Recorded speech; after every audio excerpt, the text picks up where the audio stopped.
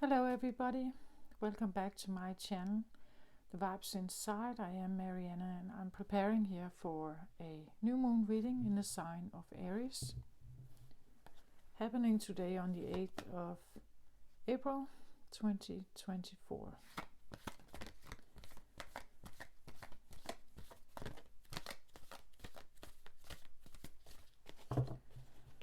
I'm just preparing here, shuffling. So a new moon in Aries is like a rebirth, and it's like a real rebirth in the sense that Aries is the first sign and it is a new moon, which both of them is indicating like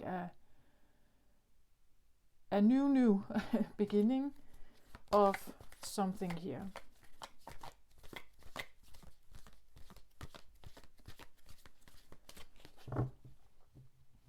So there could be a feeling of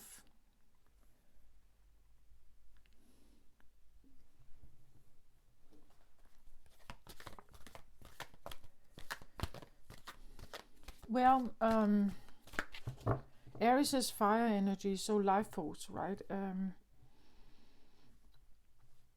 At least the new moon is a good time to use to, you could say, manifest maybe new things in your life. I had this feeling when I sat down to do the reading here, because I get a mix of energies for this one. But particularly for the new moon and for the Aries reading and the Aries influence, is that I just heard the voice, it's my life, it's my life, it's my life, in the sense that it is your life. So like, no matter what people say on your behalf, or no matter what people think on your behalf, no matter whether they like it or not, it is your life.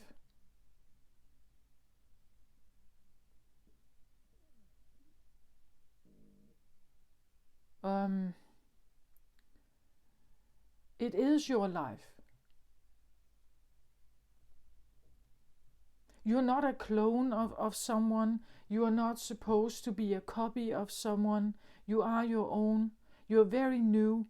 You're very unique. You are the fool in tarot. You are that one that says, but I wanna know it all, right? I wanna figure this out. I wanna go out there and see what this is, what life here is. I wanna explore this.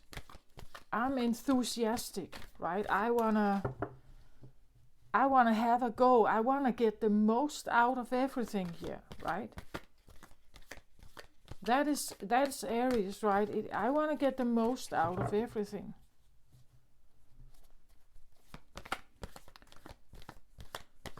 And even if other people are stuck in some way, well, it's actually not your problem, is it? Like, that's what I feel like with this new moon. It's like, yeah, but it's my life, right? Let me live my life, right? Let me live, damn it, right?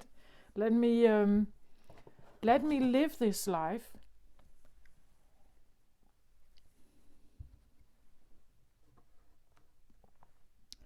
Like, even if I ruin it, right? Even if I, or ruin it, but even if I get this feeling of like live strong, die young feeling, like or not necessarily dying young, but the approach to it. Like I'd rather go in with full force and then see where it takes me, than sit around and wait and maybe and hope, or be unsure or procrastinate or something. Like if I see something or there's something that I find interesting, I do want to give it a shot, right? I do want to go. I do want to try this in some way.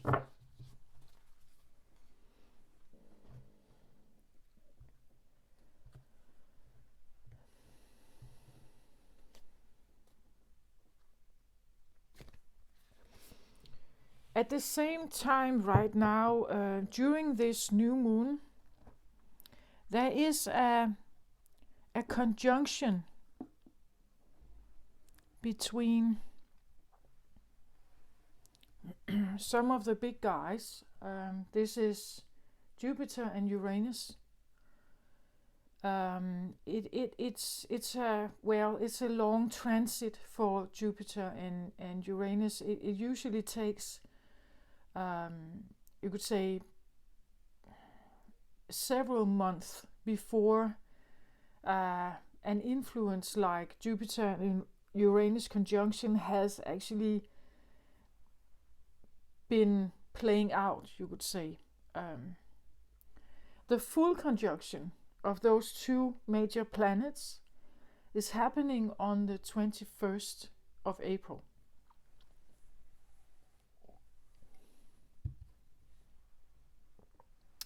But if you are sensitive like me, for instance, you can feel this energy already.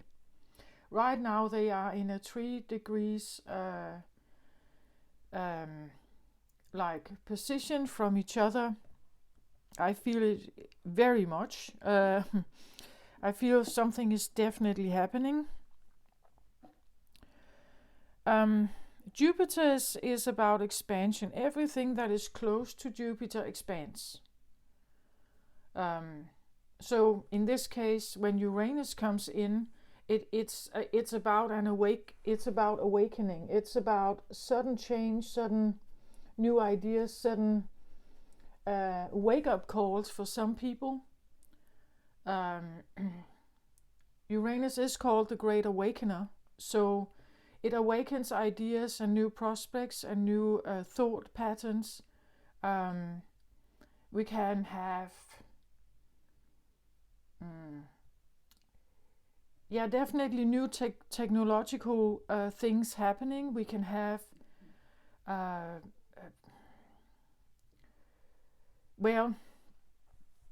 I want to say identities also, because I know that when the last time we had a conjunction like this 14 years ago, it was this was a time where a concept like the superwoman was developed, which is a particular role or a particular strong woman, right? It is happening in the sign of Taurus, so there could be something about family here that is going to be woken up, shaken, changes coming, or things like that. It can be positive. It doesn't have to be, I guess. Again, depending on really maybe where you have your chart position of Jupiter and Uranus normally. But I want to say it can be. Jupiter is usually expansive in the sense that it's positive. So I want to say that there can be a possibility of breakthroughs also, spiritual breakthroughs, expansion, things you are suddenly seeing you couldn't see before, and things like that. It's an interesting new time combined with the new moon also in Aries, where I just have this feeling that it's my life, it's my life, it's my life. So there can be this idea that it's my life, yes. And with the new expansive energies that are coming in, let's say around 14 days from now, it will actually be around the full moon, next full moon that comes in. We will have like the full effect, you could say, of these two planets meeting up and in conjunction. It's definitely the most important and biggest transit of the year, with these two outer planets that are very big, and they do influence us. It just depends on whether you can feel it or not. I can feel it. Like my entire body is buzzing, right? So I can feel it.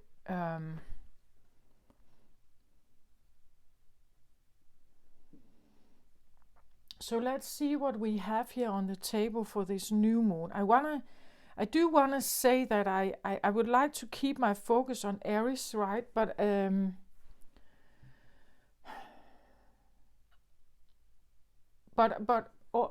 wouldn't say it's overruled by this other conjunction, but they are major players. Like Jupiter is the largest planet. Uranus is very impactful. And when you put these two together, as I said, Jupiter expands everything. So when you put these two together, it becomes like a massive awakening. We can talk about like a consciousness awakening that is, well, it can be felt like overall expansion, overall opening, overall awakening, like a wave awakening.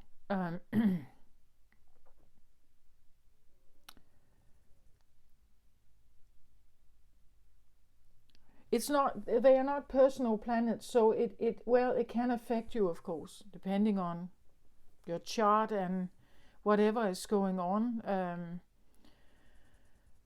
And other planets you may have conjunct with this, other positions that you have.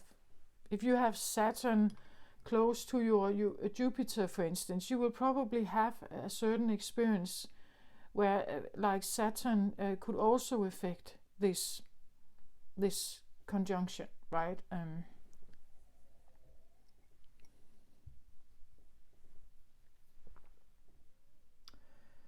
Okay, so let's have a look at this. Let's open the cards here and see what we have here.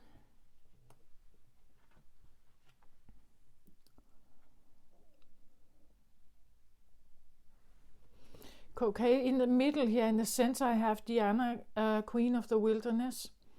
The language of the natural world, it's a frequency of love. This is my mother tongue.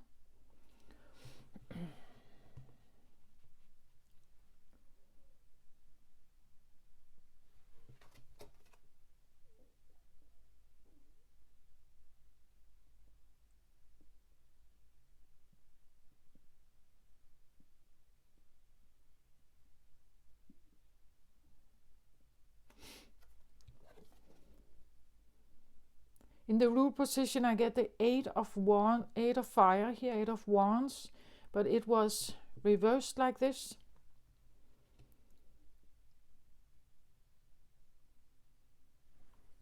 And then in the crown position, I have another beautiful card here. It's called Unique Gifts.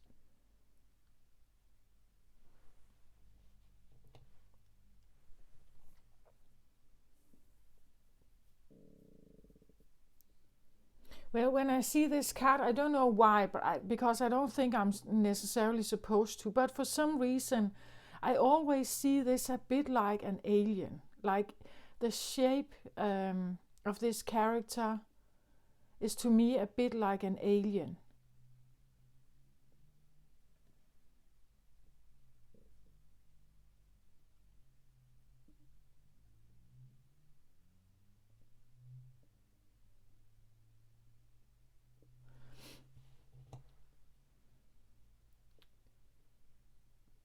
And like the language that is surrounding the character here, right? It just looks to me like foreign in some way. Foreign in the sense that it doesn't look like a language or vocabulary or letters, like earthly letters.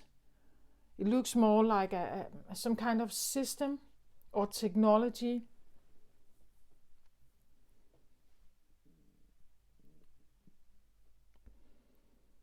Again, I have this, it's my life, right? It's my life. Diana here, Queen of the Wilderness. I just get this feeling of like, like a huntress in the forest, living her own free life.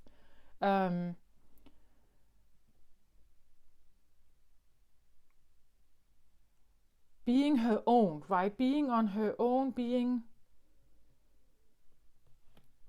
who she is, The language of the natural world is a frequency of love, and this is my mother tongue. So this is what I speak. This is what I am. She's surrounded by trees here and nature. I think that, and with the unique gifts, it's almost like, someone who could talk to the trees, talk to the animals. I know that sounds maybe, but having a unique way of when I am in nature somehow, I just know what's going on, right? I know what's going on. I am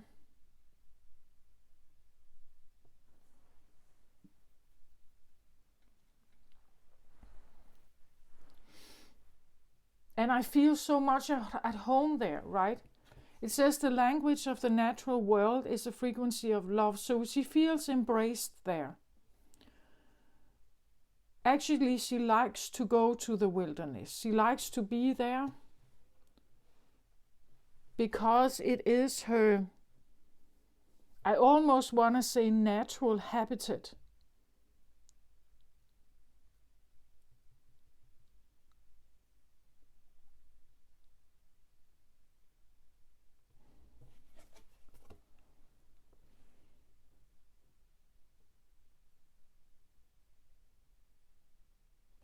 It is like that I feel like there's something special that can be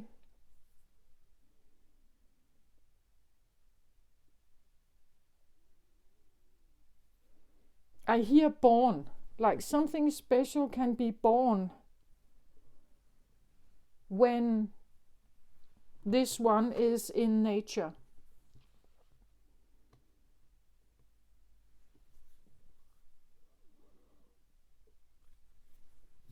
Eight of Fire talks about, normally it says communication or passionate back and forth communication between you and someone else, but actually it feels a little bit like you are choosing not to. Like it's my life, I go in the forest or I go in nature.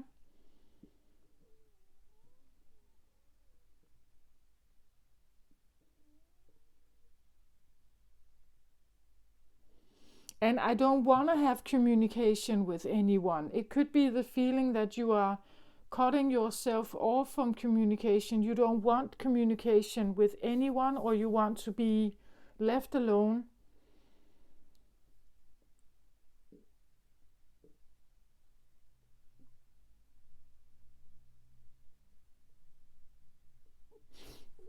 When this is reversed in the root position, though, I would say that it could be the feeling that you are cut off from your roots. Like the roots of the trees are not talking to you,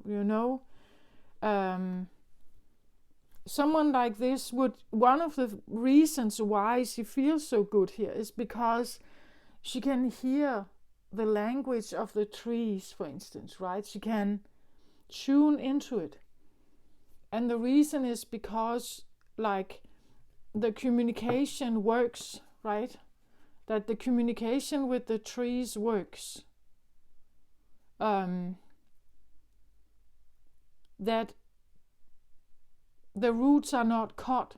That in her, it's interesting because I get, like when I looked at this card here and we see this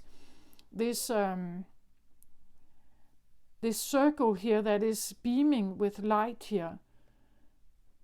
Normally I see this like a creature where these are the eyes, right? And the nose and the mouth. But today it actually, when I look at it, like the shrining I have when I look at the card is that this is a face. These are shoulders here. And it actually shapes a bit like a heart here. A big heart. Then I have arms here, and I have like a dress down here. And this would then be in her pelvic area or root area, right? Like that would be the root center here. And then I was looking at like the like the light that is around her here, and kind of combining it with the circle I see here. So this one would be the one standing here, right? Right at the root. There is something here that says, I'm wild, right? I'm a wild person. It's my life. I want to live my life as I want to live it. And it may seem like you could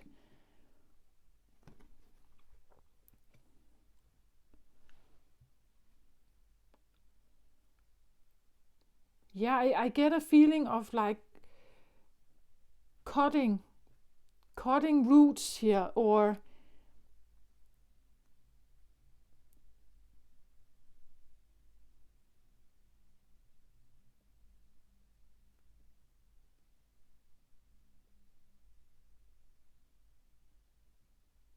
like one of the differences between these two cards is that here it's rather dark, it's night, and even though you have a bit of light surrounding it, some orbs here surrounding it, it is a rather dark card, an evening card.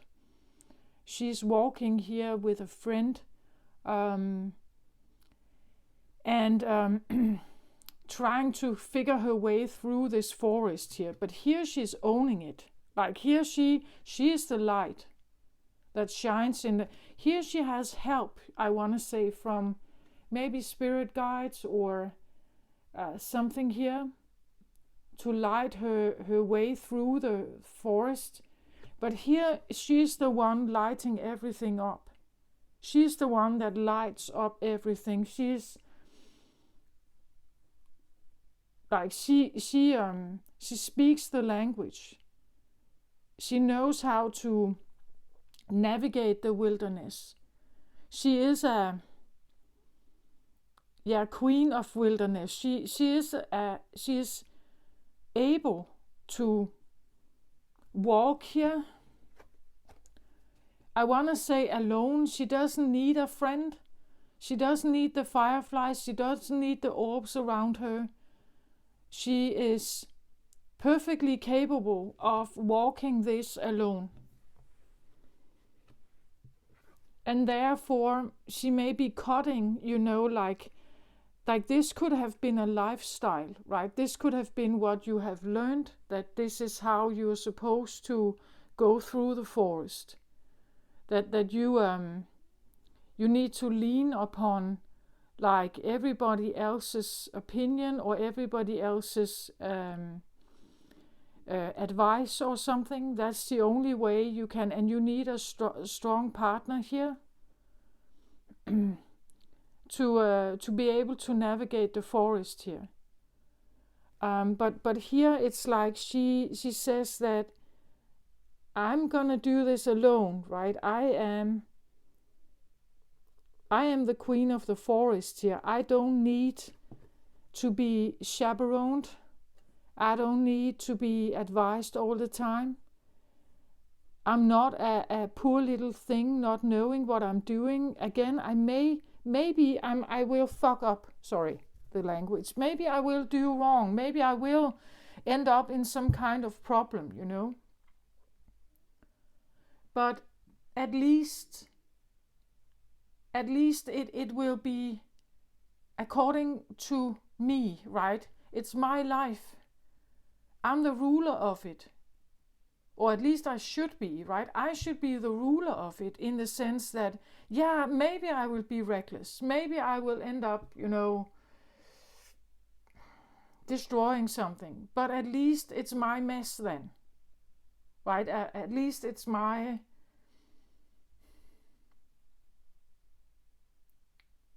Again, the wilderness here. Maybe I am dealing with wilderness. Maybe I am dealing with something wild. Maybe I have a wild nature. You probably do, Aries, right? Maybe I have temper.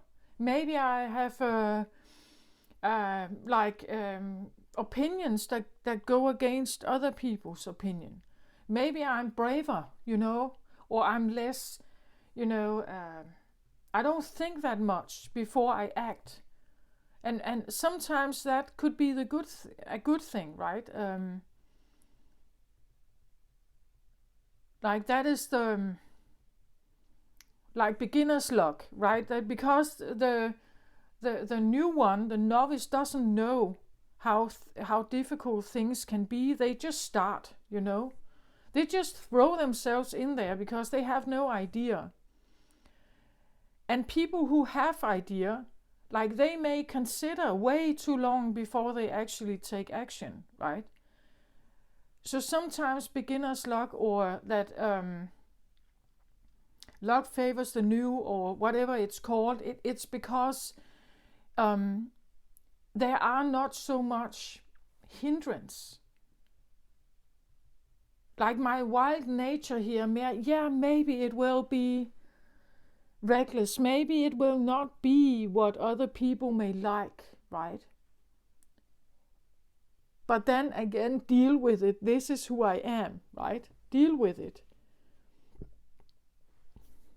I'm supposed to be like this, God damn it, right? It's like I'm the new one.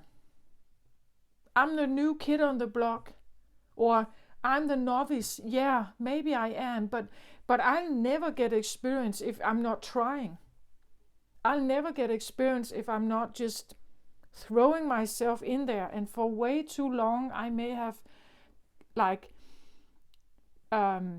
leaned upon someone else. I have leaned upon everybody else's, maybe very passionate, maybe with good intentions, but their advice, even their will. Like I may have just played along and followed along here. But now I'm done, right? Now I'm done with that. I can navigate this wilderness on my own. I'm not dependent on a lot of guidance. I have this feeling that this feels uncomfortable. Like for the one sitting here, this feels uncomfortable. Like it feels like you need to shelter yourself.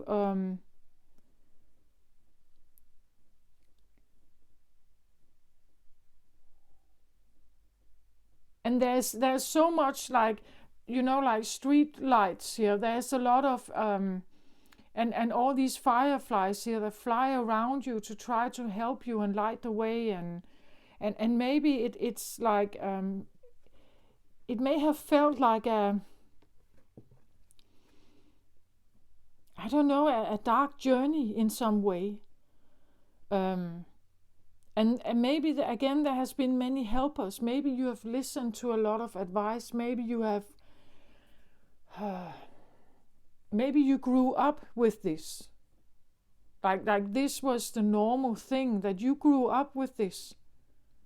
Like there was so much here around you constantly that wanted to tell you what to do and what's the right path and what's the right way to go. And maybe you listened, and maybe you walked along. You took this route. You trusted in the panda here. You trusted in the advice here. But it just felt so. I feel uncomfortable.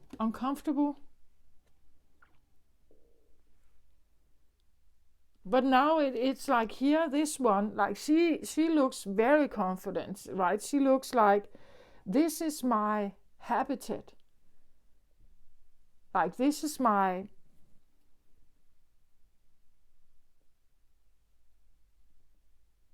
I wouldn't say I own this place, right? But I feel very, very comfortable here. I know every tree, right?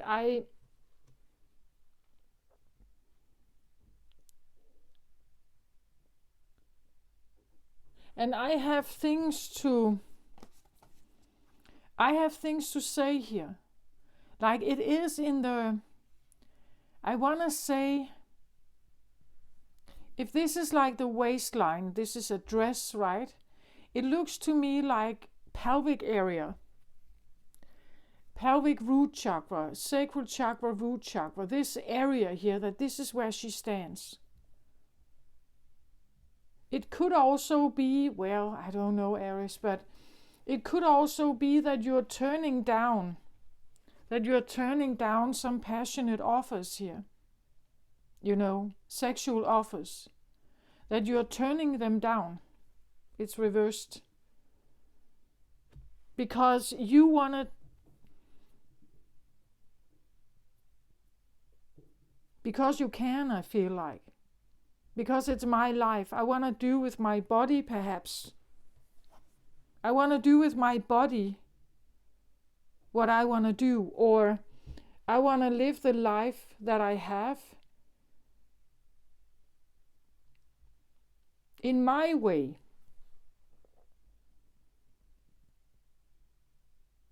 Like if you are a woman here, you could have had, like offers coming in here from men. But let's say that you are into women, right? So you could say this area here is yours to do with what you want. So if you want to be, let's say you want to use your life force energy here. That's also in this area, the womb area. Let's say you want to use your life force energy on something particular. That you want to be a creator of some kind. You want to manifest something. It's your life, right? And you are the queen of this wilderness. So you know that this is your street, right? This is your area. It's my space. It's my life. It's my body. And I want to do with it what I want to do with it. So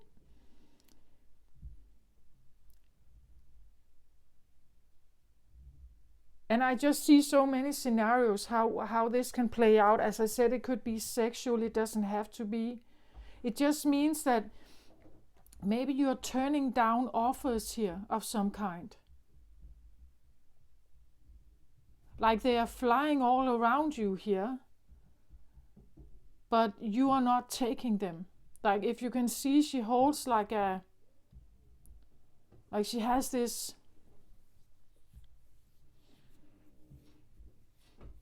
what is that called?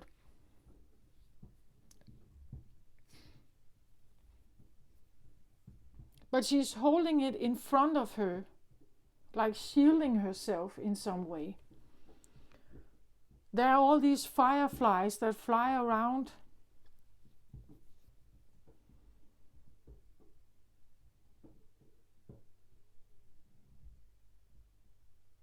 Yeah, I get the feeling of like, it could be that your root, like you come from a family or something, or you come from an understanding of that partnership is the right way forward. If you partner up, you will have success. There will be so much here that will light up and be around you. All kinds of offers will come in. You will be safe, perhaps, and maybe adored, and even carried, right? Carried here. You will be adored, carried.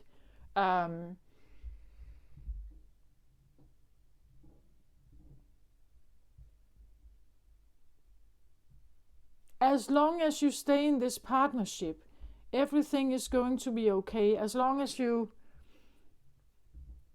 follow this path, people will like you,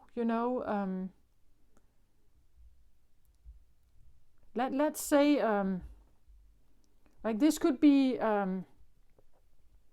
how you have grown up, right? That there has been maybe very strong family like understandings of how we stick together and how we help each other and how we And when we do that, there will be this, like there will be this light around you somehow.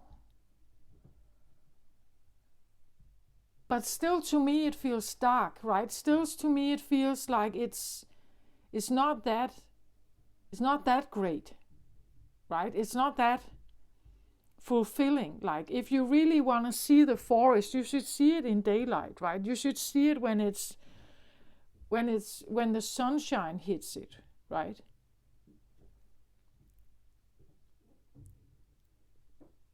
And for some reason it could be that you say no to some of these traditions, right? That you wanna I wanna do this on my own. I am a queen here. I wanna be able to do something on my own here. Something you feel very strongly about. This is in the crown position, so this is something about, it's like you know something. It's like you are guided, or you know something, you have certain skills that can take you somewhere.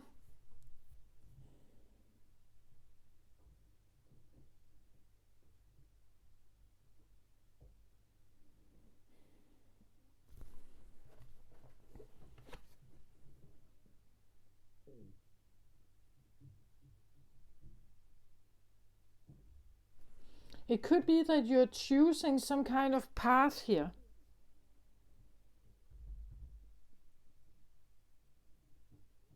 The card talks a lot about love here also. The language of the natural world is the frequency of love.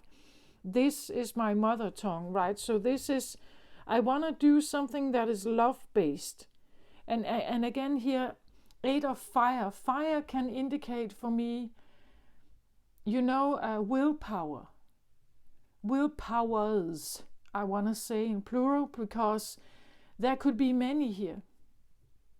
All kinds of willpowers. Maybe you have your own, but then there could be your father and your mother and your sister or your brother, and there's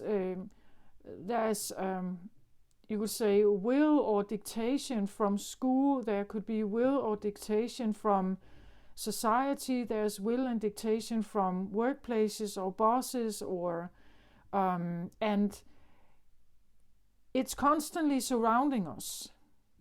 Smaller or bigger influences, always surrounding us. And all these wills could have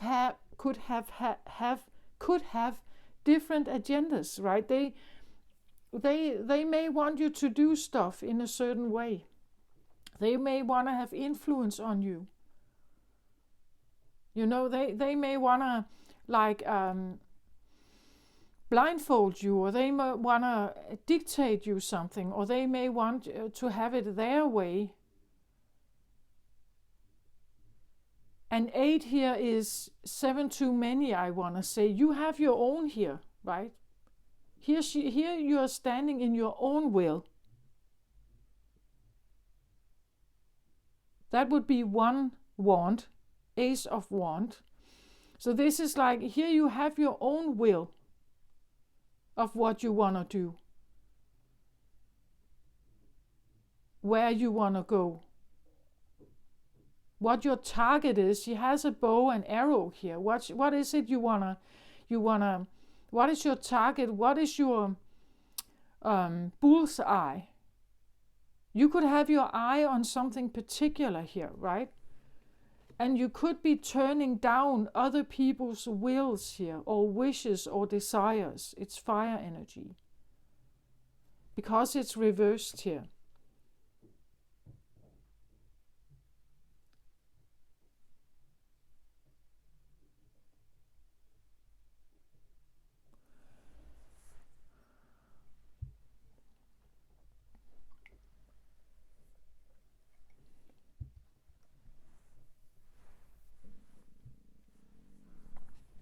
I want to look at this unique gifts card here for a moment. It says it's the card number 55, and 5 always talk about change.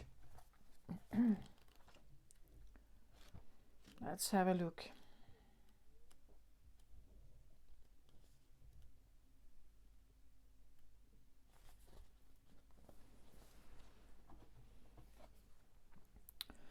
So it says here in the book, it says that this card is about your superpowers, a sense of purpose, the meaning behind your quirks, exploring your interests, shortcomings as unique, undiscovered skills. I passionately believe that we all have gifts to bring to the world. If we all did what we truly excelled in and enjoyed, our talents and abilities would enable our communities and our planet to thrive. What would the world be like if each person contributed from a place of overflowing enjoyment without obligation? Where would we be if the jigsaw pieces came together for a diverse and complementary reality, free from prejudice or competition? Some of us have already discovered or remembered what we feel we are here to do. Others are still seeking or just starting to consider this idea. Your inspiration may come as a message in a vision or a dream. It may be something others have recognized in you for a long time. It may come from a deep resonance with something you are yet to try. You may be concerned it will affect or transform your current lifestyle. Your gift or purpose may be something you enjoyed immensely as a child, but did not bring into your adult life. Perhaps there is an area of shoulds holding you from what you love doing. When there is enjoyment in what you do, you can give more to it, way beyond your usual capacity. It lights you up when you think and talk about it, and you need less in your life as you are fulfilled through doing it. When you don't do it, you might feel ungrounded or low in energy. If you haven't connected with your purpose, look at your quirks and what they are telling you. You may struggle with some things because your mind works differently in these areas. Things you may have considered shortcomings might be the qualities that enable your gifts. So you see, it could be anything here.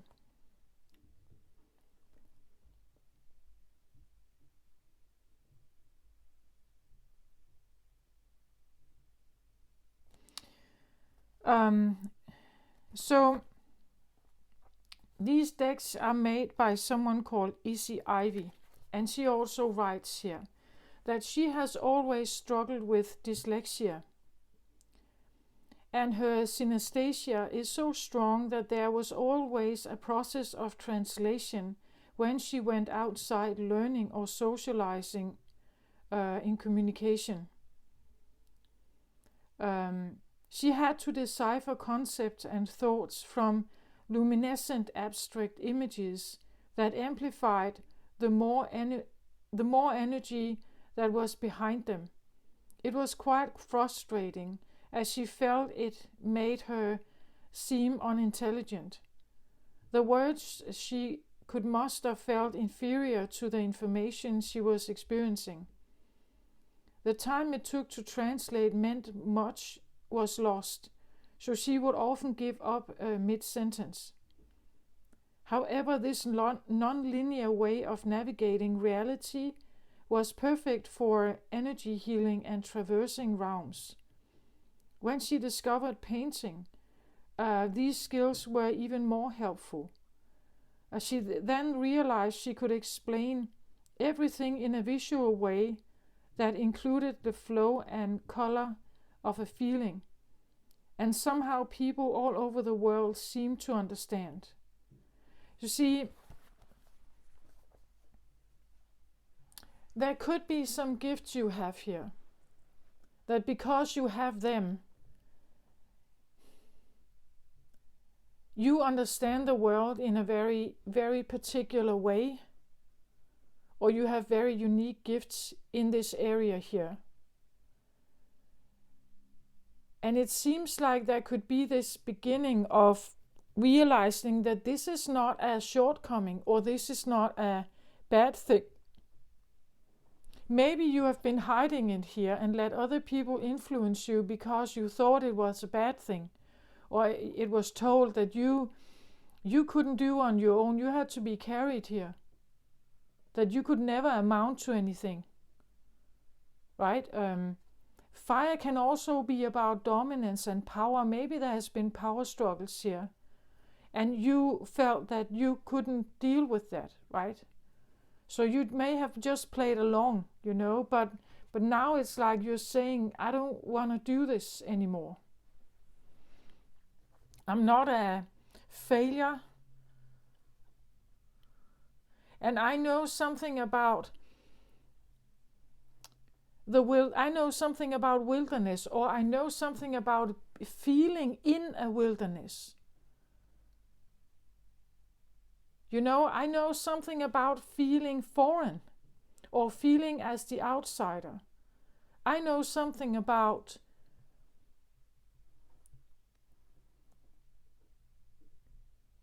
feeling as an outsider but doing it anyway.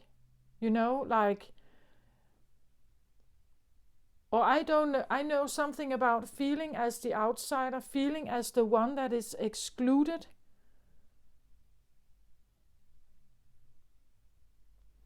In the wilderness, because the wilderness can be a bit like a mess. Like the forest can be beautiful, but it can also be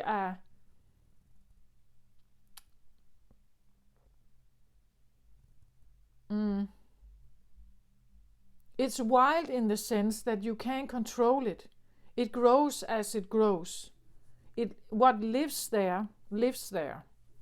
Everything from ladybugs to wolves, right? Or other things. She has her bow and her arrows here. She has learned how to navigate wilderness here. She knows what it means to be an outsider. Perhaps she knows what it means to take chances or to go her own way, because she has always had to. Or at least she wants to now, I feel like.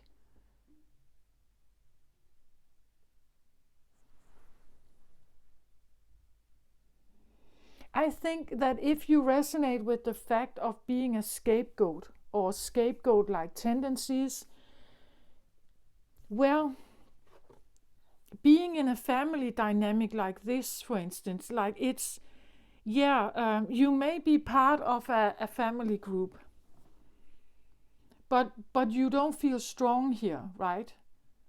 Something must carry you, and you're always watched or overlooked here, or controlled by something.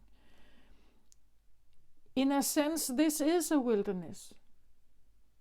Even though you could have been what we call safe here because the panther is protecting you, you're not safe. Like, you've always been in a wilderness. Like, that's what I feel like with scapegoats. Look at how closely those trees stand here. This is like a wall, you can't get through it. It's like a prison. They stand so close that you can't get through.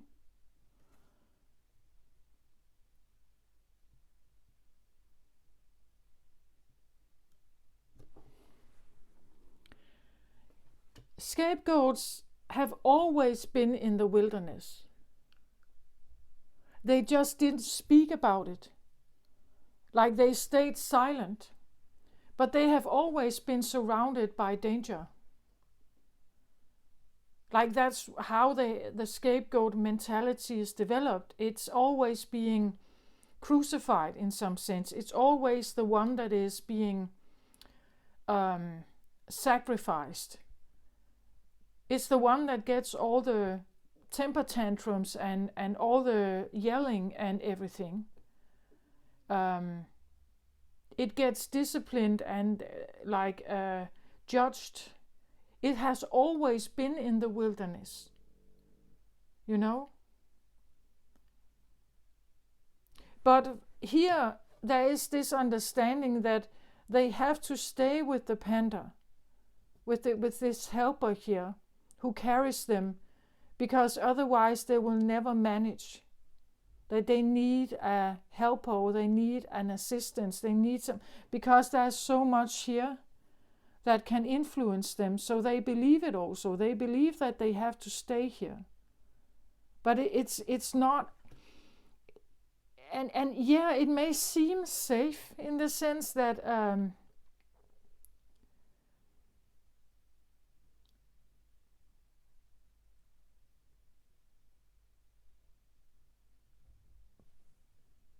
but again, this can be like the panda can be the one that tells you stories that there are all these kinds of dangers, or there are all these kind of, wills out there that can influence you and take your power away. It all wants something from you here. It wants your money. It wants sex with you. It wants your it wants to control you. It wants to control you in your job. It wants to whatever this can be. Fire is amazing, but it can also be controlling sometimes. It can be aggressive. It can be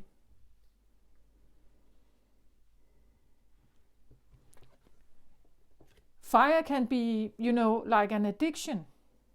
You try it once and then you're hooked on it. So this panda here could tell you stories, right?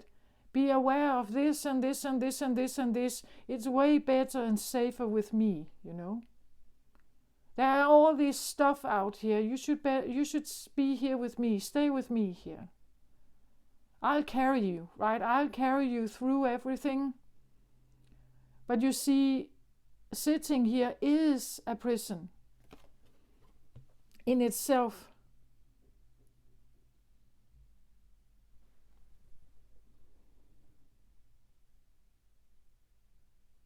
Passionate back and forth communication can also be conflict. You are discussing or debating something here. When we get very passionate about a subject, we can become very enthusiastic in the way we communicate, and the same could the one we are talking to. Sometimes this is a beneficial thing. Sometimes it's a beautiful way of, like enhancing ideas and so. But sometimes it can be quarrels. It could be fighting. It can be anything. Like 8 of fire here for me is not always a good thing, right?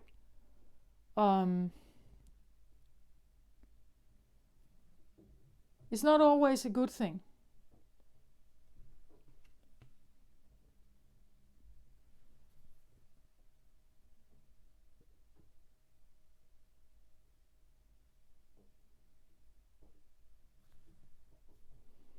And maybe you're saying no here. Maybe you're saying no to the fighting, perhaps. Maybe you're saying no to other people's thoughts, ideas, advice, or desires. Maybe you're saying no to, again, sexual partners or something here. That you want to use your... I feel like it's my life, it's my body, it's my... Now I hear turn. It's my turn. It's my turn to figure something out, I think, here.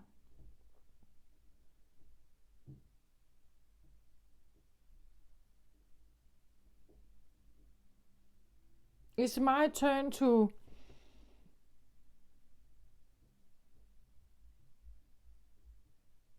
maybe advise, because again, a queen of the wilderness, there's a reason why you can maybe deal with, let's say,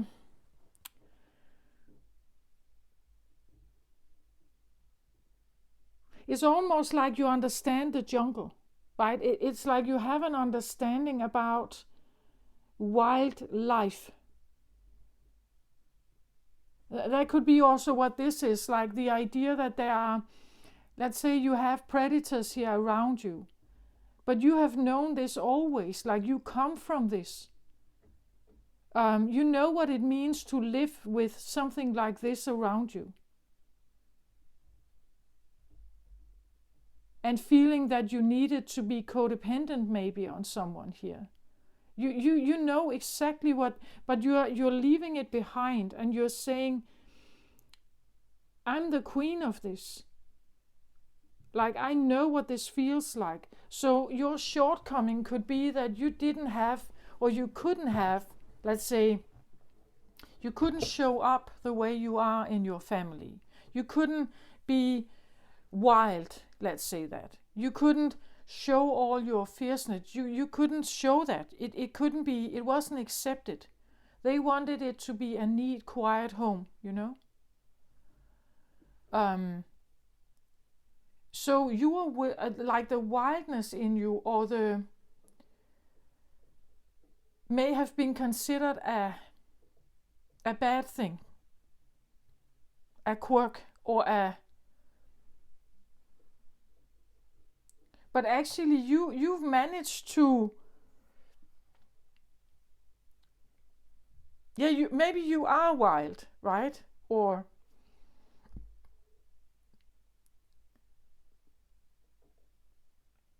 But that particular knowledge that you have about wilderness, either being trapped in one and trying to get out of it. Again, I felt this feeling, it's my turn, it's my life.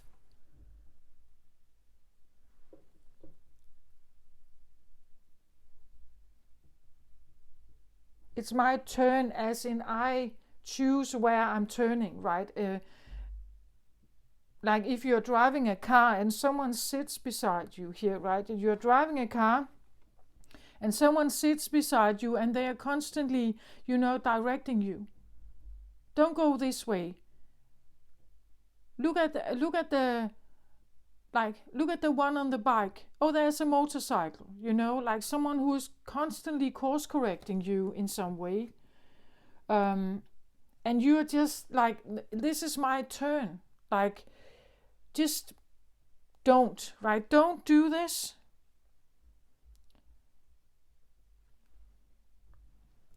Yeah, you see here, I wanted another card on the 8 of Fire here, and I get hostilities. And look at how he's learning here to fight his way through this forest, right? The 8 of Fire here, for me, it represents, as I said before, it's like, if you can see them, it's like they stand so close here, almost like a wall. And how are you supposed to ever get out of this? It's like you had to learn how to yield a sword here and actually fight your way out, right? But this, that is what I feel like. This is not a hostile. This is not peaceful and kind and calm. 8 of Fire. This can be quarrels, fighting.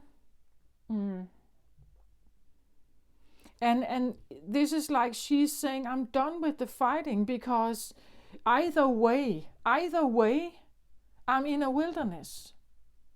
If I stay here, I'm in a wilderness, right? If I stay, I'm in a wilderness. If I leave here, it may be a wilderness out there as well. Yeah, maybe. But at least I'll go where I will go. I'll turn when I turn. It will be on my. It will be on me, right? It will be on me when I turn. It will be on me when I act. It will be on me when I decide. It will be on me when I fail, perhaps, or if I fall. Yeah, but it will be on me.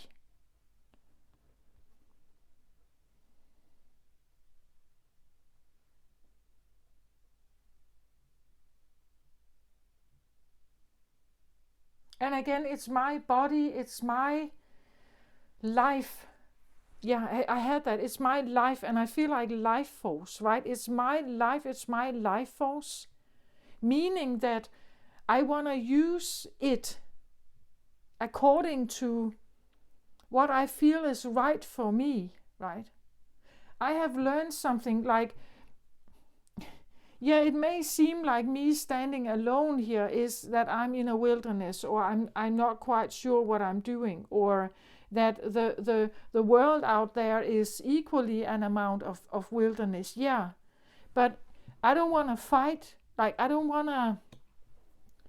I come from wilderness. I come from hostility. I come from,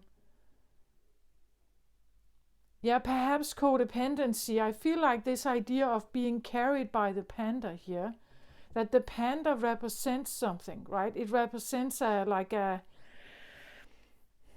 someone who carries you or has been carrying you.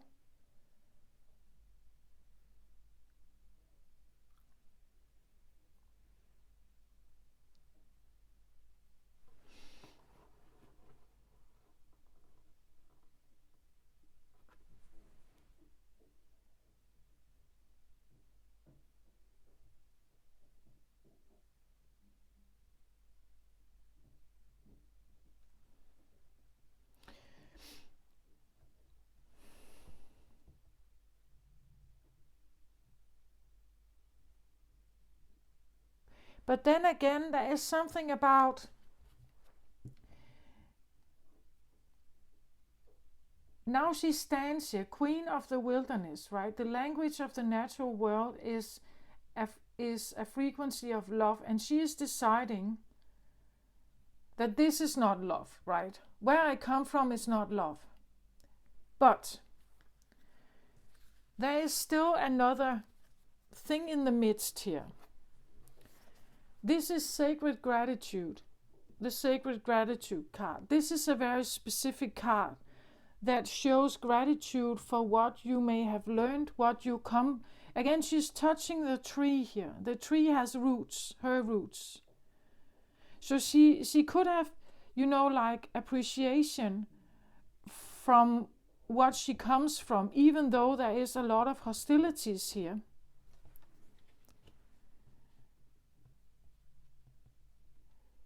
But this is where you turn your wounding around. This is where you see the most terrible problem from your childhood, perhaps, is that you learned how to fight.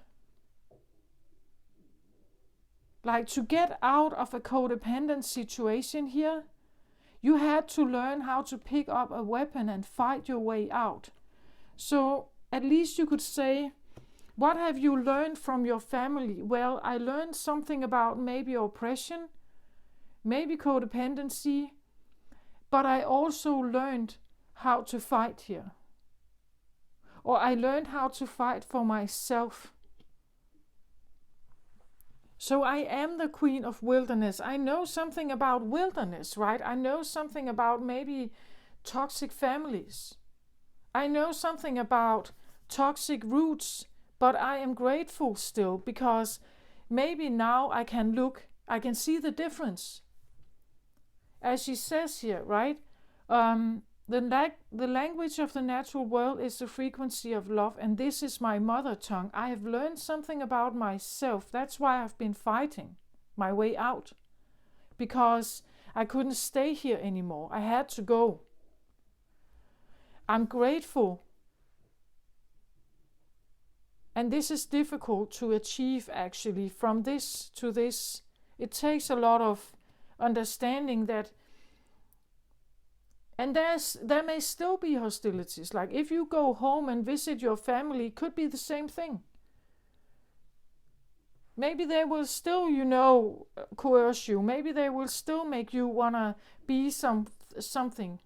Maybe they still want you to act in a certain way. But she is grateful here because it reminds her that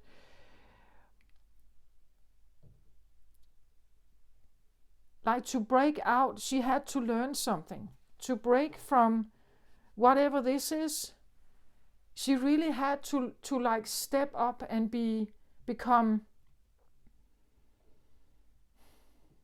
fierce, right? She had to step up and become fierce here and fight for who she is. So she's standing here now and becoming, I feel like a queen here is someone who is pretty good at this. What she's doing is that she's fighting for love. She's fighting for her to have a life where she is appreciated and cared for. And she's learned how to hold her own, you could say, and stand on her own 2 feet. Maybe it has been difficult, but she's definitely learned something here, and she's grateful. She sees it now, right? She sees that this environment is definitely not for me. I want to go where there is some love here, an appreciation for what I am or who I am. And I can navigate the wilderness. I don't fear the wilderness anymore, right? I can navigate it. I can stand in the midst of it and hold my own.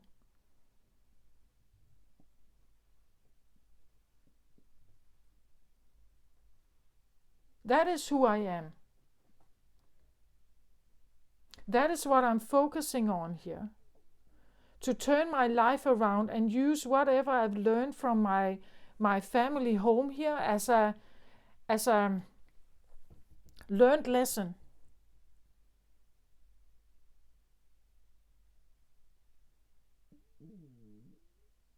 A learned lesson.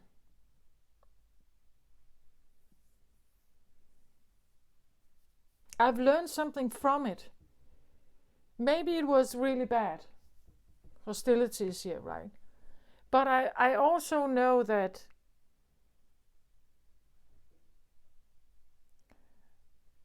because I come from that environment, I too had to learn to fight for my right to be me. And whatever I have achieved here didn't come easily, perhaps. Like, I've really earned this. And I know who I am, right? I know what I'm fighting for also. I'm fighting for my freedom, perhaps, here. Even if I choose to be in the wilderness, now I think about Robin Hood, right? Even if I choose the forest as my hometown, even if I choose to be in the... I actually get a bit of like a female Robin Hood here. I prefer the wildlife in the wilderness of of nature more than I prefer something else.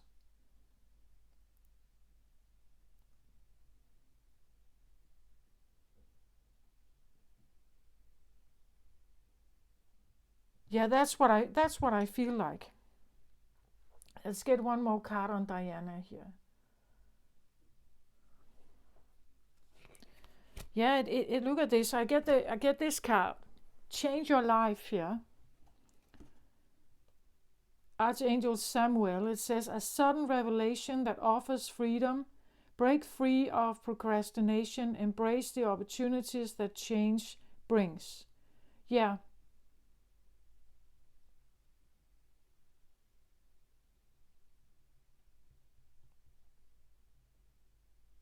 And it's like when I look at this card, it's like he's sitting over here, but it's like he's looking at something. He's looking at something here that is somehow highlighted. It's like he has his gaze on something here, but it's at a distance.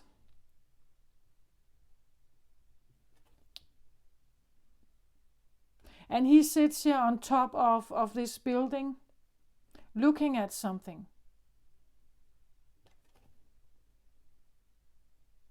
Like a sudden revelation, and he has this aura around his head here, a sudden revelation, a sudden, here. A sudden revelation is maybe shifting your perspective on something. A sudden revelation is or revealing something that offers you some kind of freedom.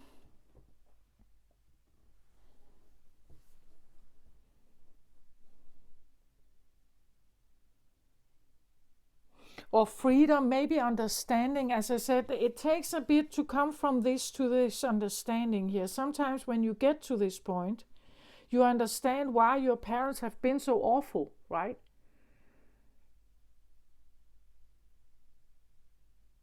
And well, from a very unconscious point of view, it just looks like they were awful. It just looks like they wanted to control you and keep you small, perhaps, right? If you look a bit closer, it could be that this is what it takes to make you rebel, right? That this is what it takes to make you actually rebel and leave, or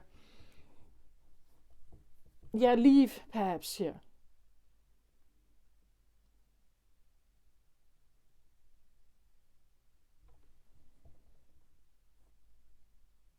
Like it takes such an enormous amount of force to get someone from a sense of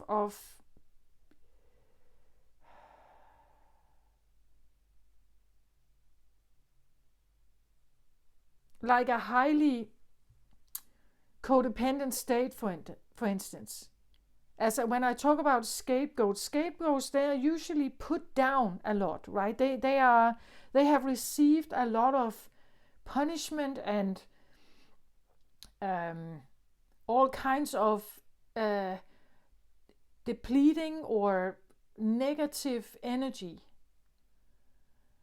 And I think for an Aries, well, it takes a certain amount to break you, I think, because you are quite will strong.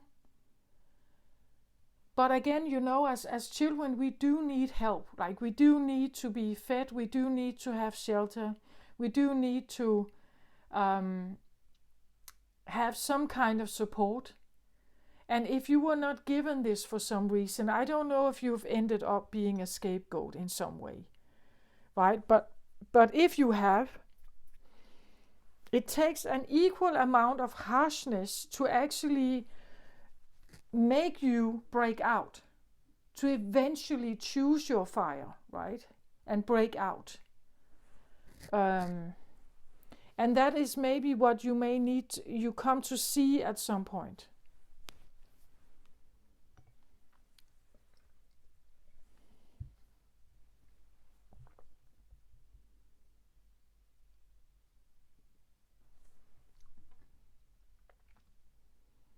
Queen of the wilderness. Actually, I really feel like it's such a good word, wilderness, here, because it can be your wild nature, your fiery wild nature. It can be wilderness, literally being in the forest, being in the wildlife, living alongside animals. Maybe you love it, like you love camping or being outdoorsy, Maybe you appreciate that life so much, much more than, and maybe aloneness, being alone or being on your own. Because again, it's my life, it's my turn. I want to do things like my way, And maybe, you are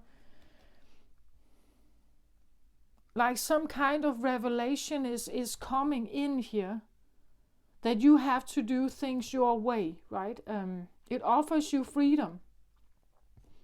It offers you a way to break free from whatever procrastination may have been here. And I feel like there has been one where you have been, like you have just been sitting here or being carried in some way here.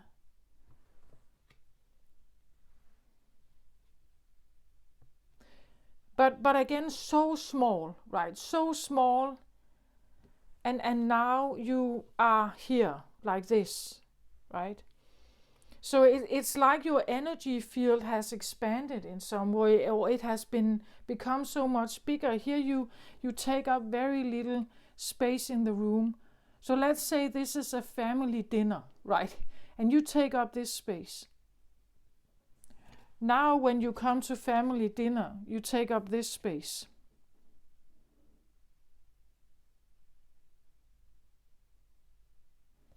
And you are the queen of the wilderness, right? That you may even have something to say here, right? You could have something to offer or something to say.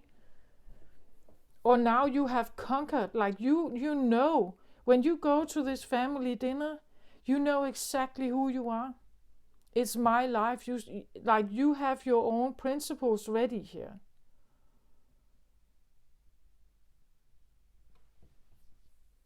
You stand by love, right?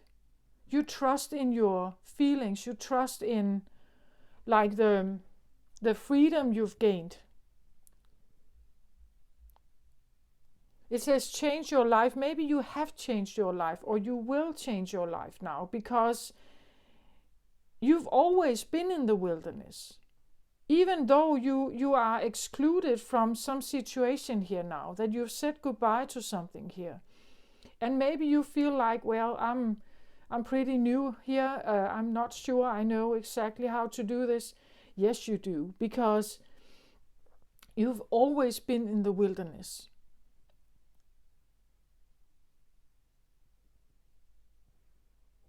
Now it's just your turn. Now it's you. Now you live your life. You make the decisions, right? Now you're the one, who's making the decisions.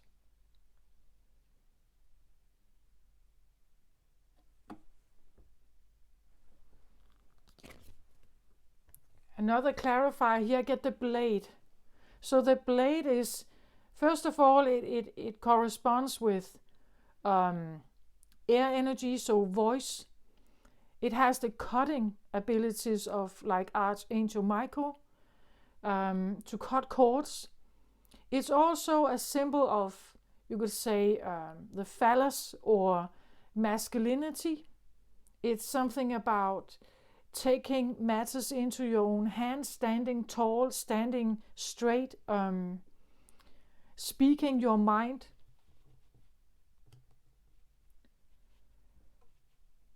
And again, we have this cycle here.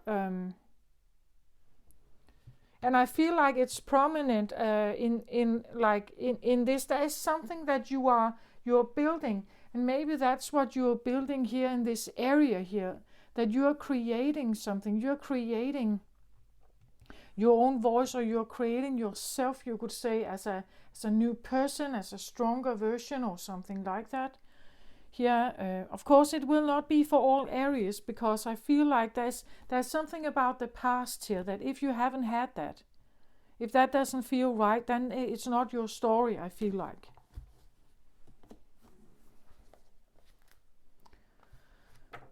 So the blade here represents sharpness of the mind, body and spirit, pointing upwards. It summons the power of heaven.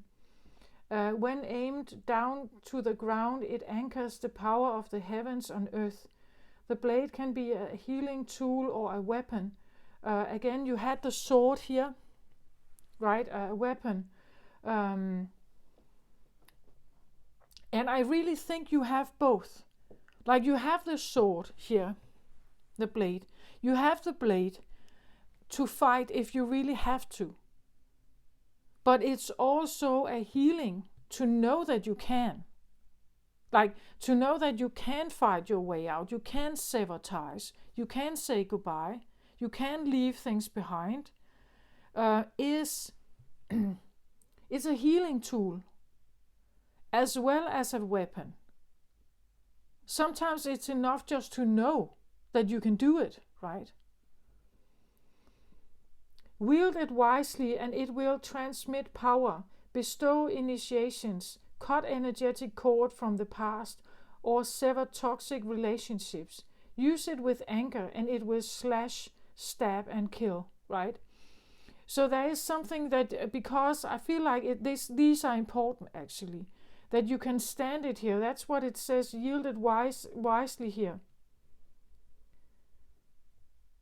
If you can somehow have appreciation for what you've learned here, that what the fire is, what this Aries masculinity is, because it can really stab, kill, and slash if you don't know how to yield your wilderness, right? If you don't know how to yield your fire.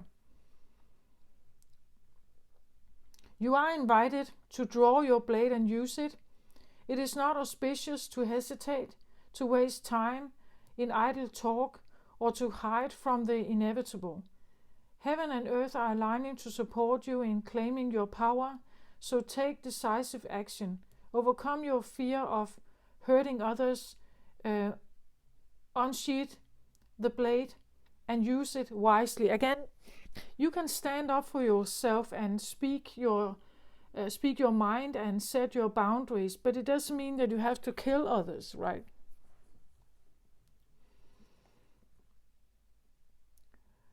That's an invitation to use it wisely here, but there is a medicine advice also here that says you may need to put your sword down and place it back in its scabbard. Do not offer your blade in service of toxic emotions. You will be faced with an even more disagreeable future with the people or situation you are attempting to banish. Put the blade to rest until your inner fire has mellowed. That's exactly what I talk about.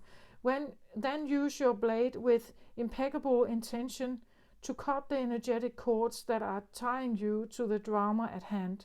Set yourself free. But don't do it with like aggression, right? Don't do it with violence. Again,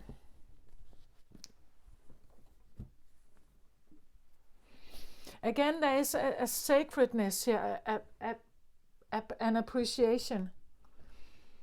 If you can somehow find that appreciation, even if this has been very difficult times,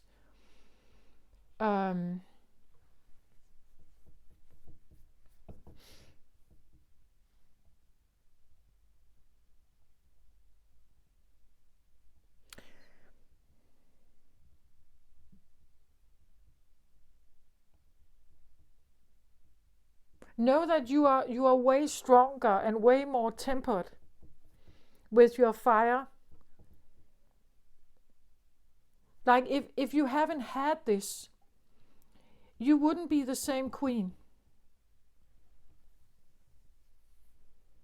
Like if you haven't had resistance, if you haven't had maybe even like a big wound here, if you hadn't had hostilities, you wouldn't have learned how to fight at all.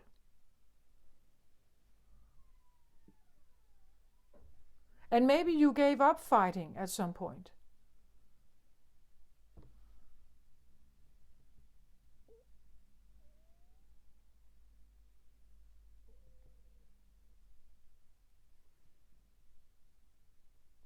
This can even talk about, like I said, that you were carried here. This could even talk about that you were carried, literally, that someone was willing to carry you here, like a mother, for instance, and they protected you. So you may have lived a life of protection, even from the fire, right? But the problem is with this that you don't know how to stand up for yourself. You don't know how to like fight for yourself. When the hostility card is here, I feel like there had to be some kind of fire here. There had to be some kind of like ill will or something. Otherwise, you wouldn't have learned even to pick up the sword. And you've learned how to fight your way, you know. There could have been a lot of struggle or a lot of, you know, like opinionated quarrels or something. Taking sides or judgment or something like that. You've always been in the wilderness. You know how to handle this. Even outside of the family, you know how to handle it because you've always needed to fight. Or you at least you had to learn when to fight and maybe when not to fight. And what you were fighting for also.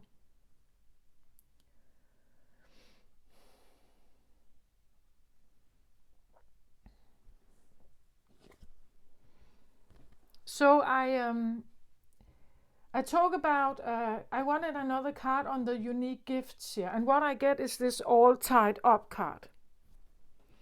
It's the same color. Looks a bit different, but the person here is all tied up. Your unique gifts could be actually around people who are all tied up, bound to something. That you have unique gifts here. And the reason why you will have or do have unique gifts here is because you are fighting your way out of pretty much the same thing here, I feel like. Your unique gifts has to do with untidying here. But it also has to do with understanding. Like you understand how people can become tied up. How people can, that's what you're learning here, right? You learned that you were in a fight here and you had to fight for yourself. You learned that maybe distance was a good thing here. And you had to sever ties to get away and free yourself. So your unique gifts here about rebirthing yourself may have to do with the idea of people that are very tied up in situations. People that have a very hard time freeing themselves here.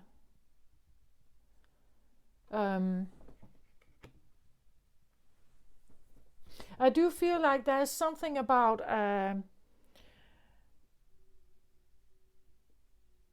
we see the blade here as masculinity. We see a man here with a sword. And then we have this pretty little like maiden in distress here, right? I feel like there's something about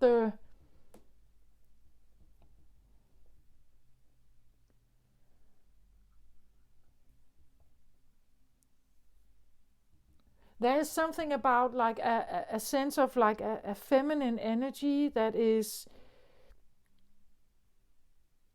had to learn to fight for themselves. To really learn to fight for themselves and what's worth fighting for, but also being appreciative of it eventually, I feel like. Because when she is now yielding her sword here, when she will yield it in a way where with queen-like qualities, right? She will be very much aware when and how to yield this sword wisely. That's one of the things she's learned here. When is it worth, you can use this in a quarrel, in a fight with someone. But I feel like she wants to use it with love. She wants to use it for love, in service of love. She wants to use it like maybe to help people into self-love, right? She wants to use it as a self-care tool. Like the things that I want to sever from is because it's not according to it's not for me, right? It won't help me. It's just I'm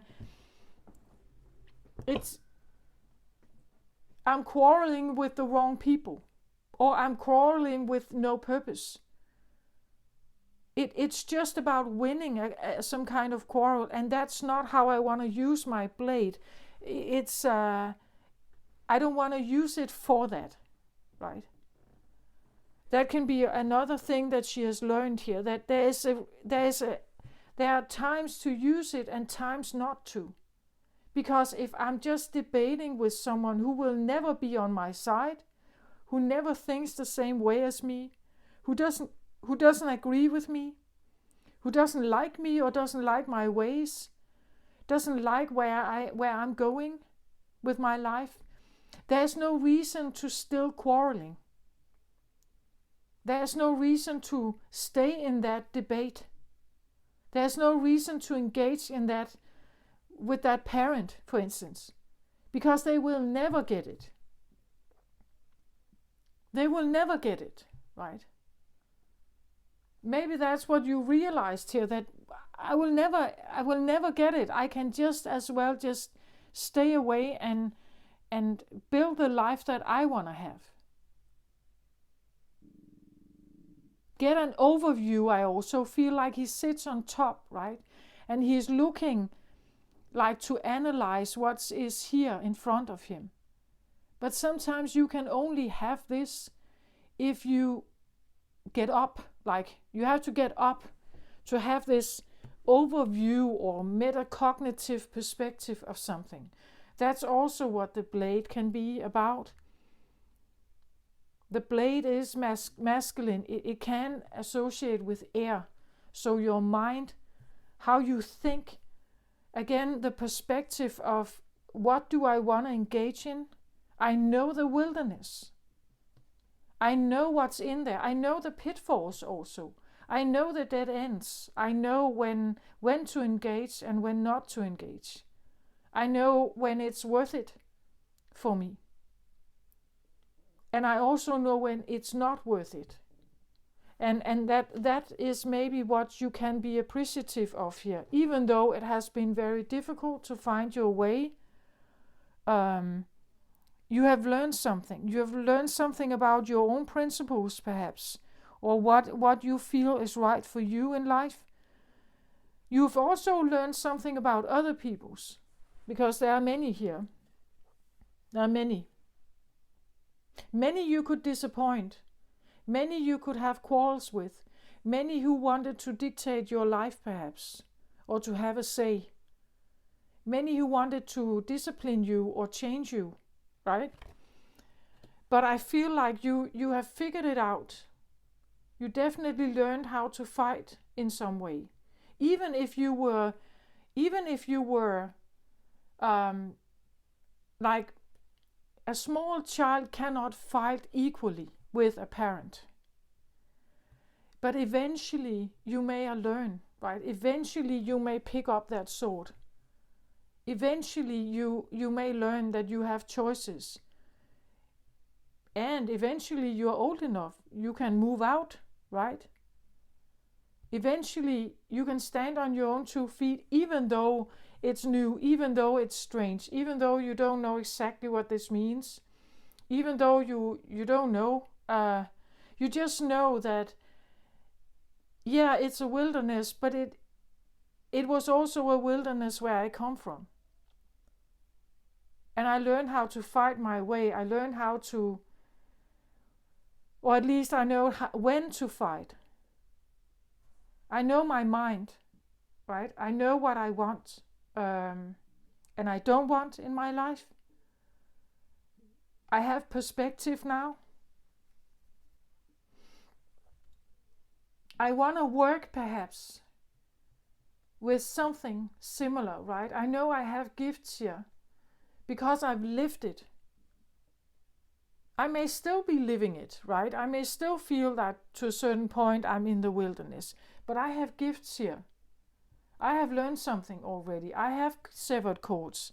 I have walked away. I know how to walk away. I've learned something about that. I've learned how to choose myself more, right? And speak my mind or my boundaries. And I can bring this to the table for people that feel like this, right? That feel tied up in some way. Things they can't leave because they feel so bad about it. Like they feel that they are the worst person. If they should ever do this, if they should ever walk away, they would be the worst person ever.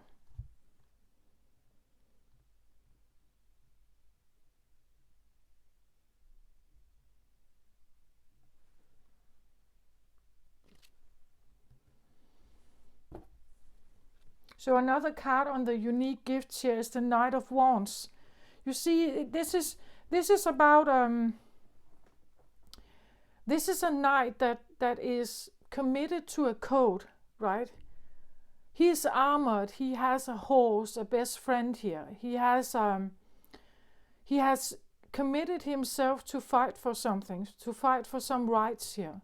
We see how the volcano is exploding in the background, but he is continuing his progress forward here. He doesn't even look back. Like, this is what I feel like that could be what this is, right?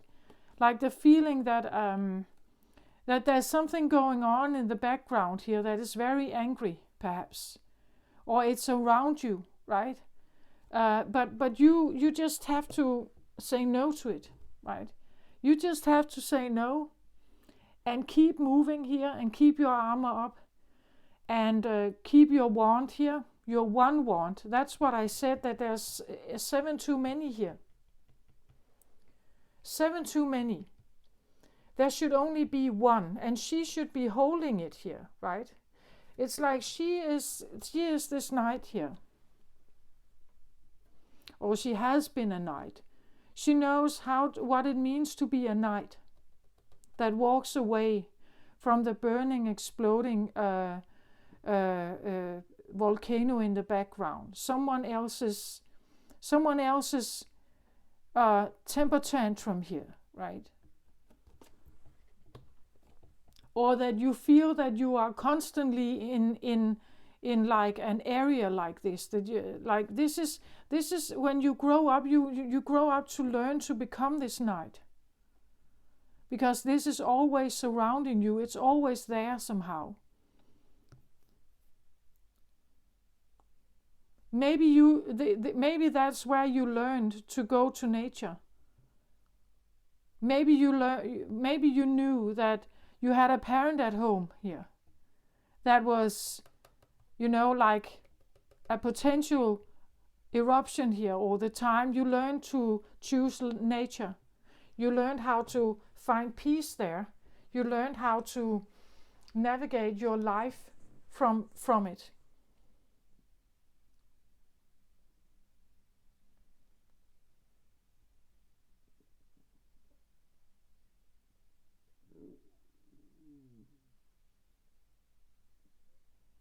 The Knight of Wands is committed to a certain code of honor and maybe love in this scenario here.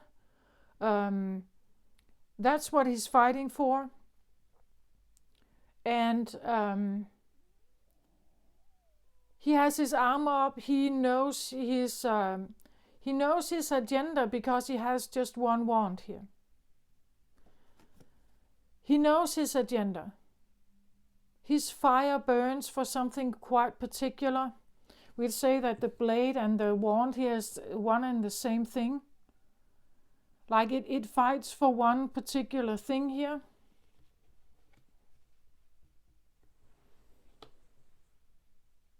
That is your unique gift, I feel like.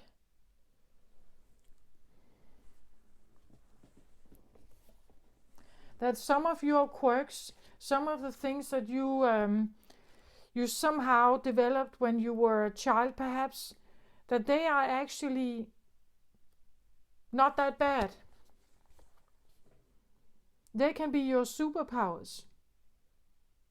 A sense of purpose, the meaning behind your quirks, exploring your interests or shortcomings as unique, undiscovered skills. Maybe you decided, you wanted to stay more in nature than you actually wanted to do your homework. Maybe you were not good in school, Maybe you decided to stay away from fire can be something very passionate, very desirable, something very fun also, something festive, something ambitious. Maybe you decided you didn't want to do anything ambitious. You wanted to have your own fun in the forest. Maybe you loved being here and exploring everything here, rather than doing this.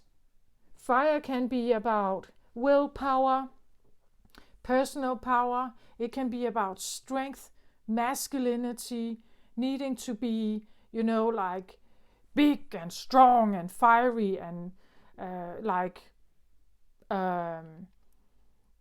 maybe, even like there could be a harsh voice here. There could be something harsh, something demanding, something very domineering here. And you just ran away from it, or you decided, I go to the forest or in the garden instead. I don't want to be part of this, whatever this is. And maybe you learned this, but actually this can be great advice for other people, right? To maybe resettle. That sometimes the things that we are told, well, it could be good advice, but not if you feel like this. Like, then it's not good advice, right? You should feel, if it makes you feel like this, if it supports you, if it makes you feel like you are supported, you grow in this, you become like self-sufficient, or you become very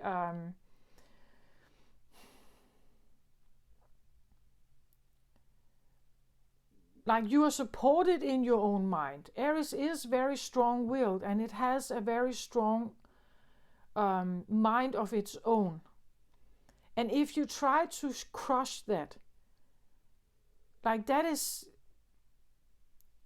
I get it, like being a parent to an Aries can maybe be a handful, but it's a life, like you were given a life, and you are an Aries.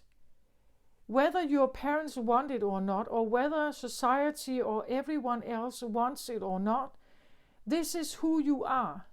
It is your life. You can decide what you want to do with it. You can live your life in like the most crazy way if you want to. Right?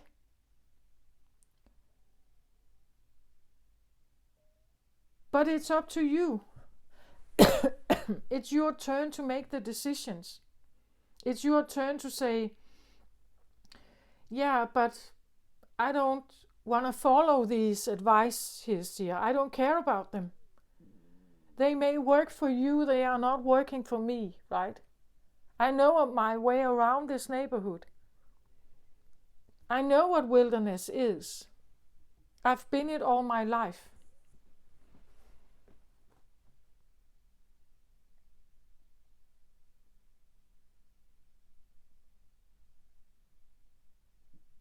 And none of you actually know who I am, right? I'm new. I'm an Aries. I'm new. You don't know. You may have different understandings. You may have different, ways of seeing life. But I need this blade. Like, this is part of my identity. If I don't have that, how am I supposed to deal with life? How am I supposed to be me? I need the blade, right? I need this fire. I need to be able to stand in this fire and express myself, right? Let this be my aura, right? It is my aura here. It is my aura.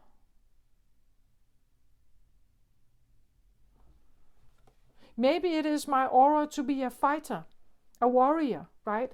Maybe what you've learned here actually gave you skills as a soldier. Maybe the knight is, like a soldier, a policeman, someone who is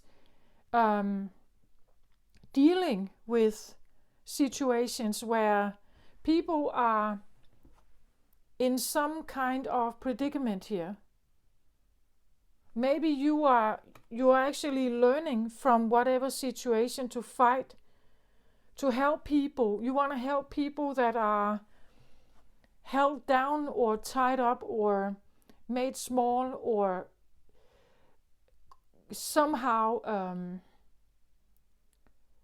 as I said, like scapegoats. They feel that they are locked in, or literally like physically locked in a room, if not physically, then mentally.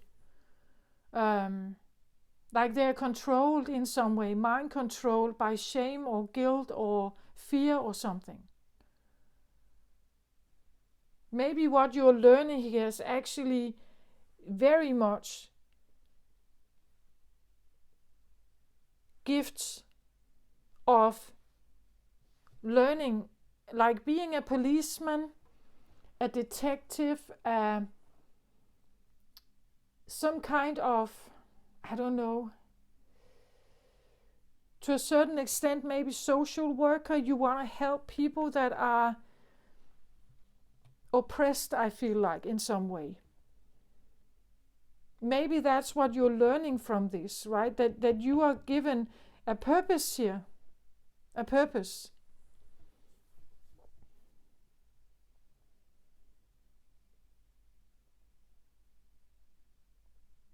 Something to fight for here. And you have very unique gifts because of what you have experienced. This can be anything. Let's say you have grown up in like an alcoholic family. and maybe you even started to drink yourself, and you had to find your way out of that. You had to fight your way out of it. Maybe you needed to go to rehab, right? Maybe you learned certain things from that eventually.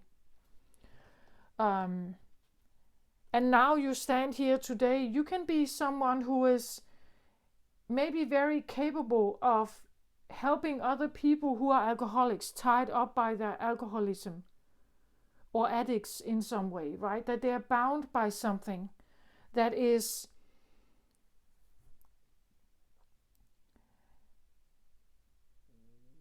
it has a will. It may even have willpower over you, or it had at some point, but you learned how to fight against it. It gave you a weapon here, right? It gave you some kind of voice or some kind of willpower to, or purpose even, I want to say, or passion, that I wanna be someone here. I know I can be someone who is helping others, perhaps, who are very tied up in their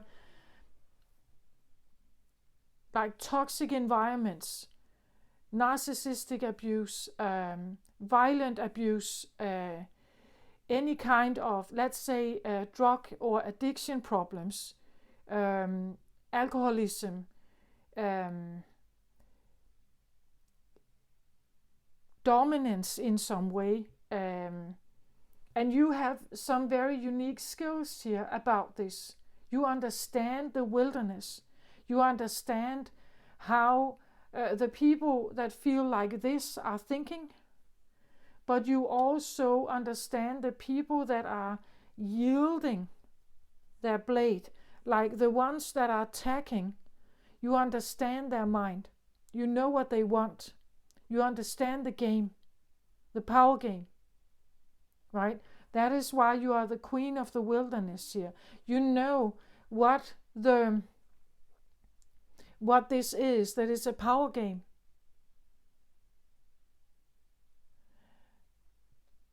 And how this is, like if you stop participating, that's what I feel like here with someone who has distanced themselves. If you are not participating, it cannot have the same power over you.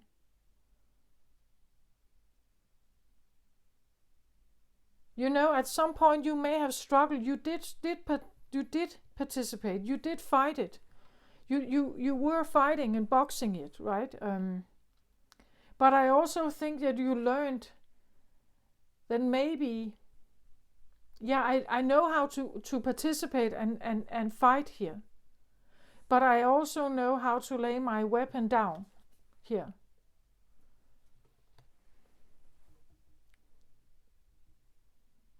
I have been showed something unique here. And it definitely is important how I yield this blade and when I yield it. when do I want to take it? Like if someone is exploding here, I stay away from it, right? It's not worth it.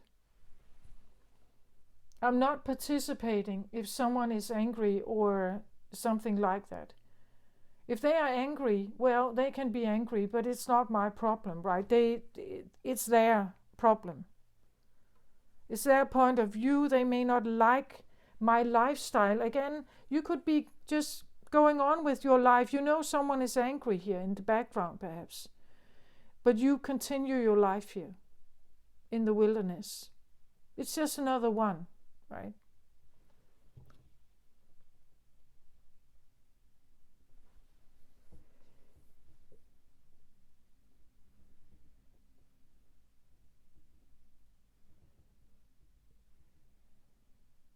And when I say wilderness, well, wilderness, as I said, it can be, of course, there can be anything from ladybugs to wolves, right?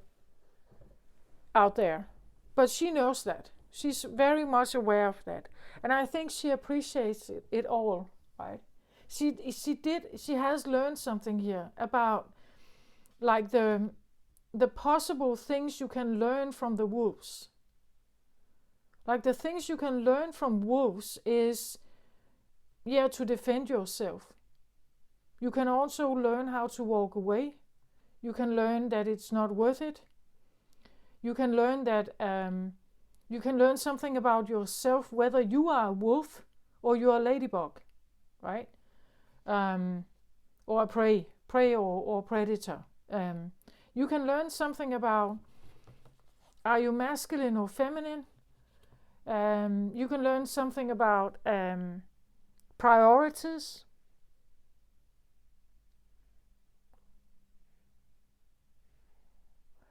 And that we can learn something about that love can have multiple sides to it.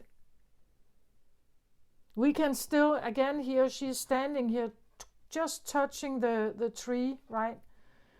Meaning that this can be her roots, that she's touching the tree she comes from.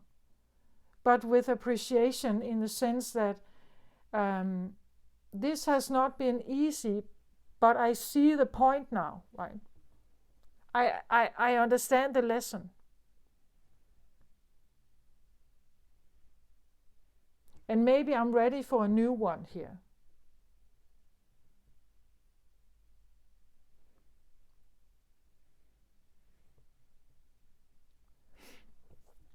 With new moons, you can do a new moon manifestation ritual if you want to. It's half a year ago we had a full moon in Aries, and when we have a full moon in Aries, we can, or with any full moon, not particularly Aries, but any full moon, you can try to manifest things that you want to be done with. Like full moons are usually about completion, right? You like completing a cycle of something. So maybe you have, half a year ago, maybe you had certain difficulties. You know that maybe you wanted something to be done, maybe you wanted something to be over. And this process could have been like working with you now, and now you have reached a new moon, in the sense that it's like you get the Fool card again. Like you've come to the World card, which is the last card in the tarot, and now you're given the Fool card again. So it's like you are wiser now. Like if I'm ever going to be in a situation like this again, I will be wiser. Right? I have different skills now. I will change my life if necessary. Right? I will break free from procrastination or any kind of tied up situation. I will embrace the opportunities that change will bring. It may seem like a wilderness, but well, I'm pretty good at that, right? Or I'm embracing the fact. I'm embracing the new. Because I'm done with the old, right? Or I've learned something from it, right? I've learned something.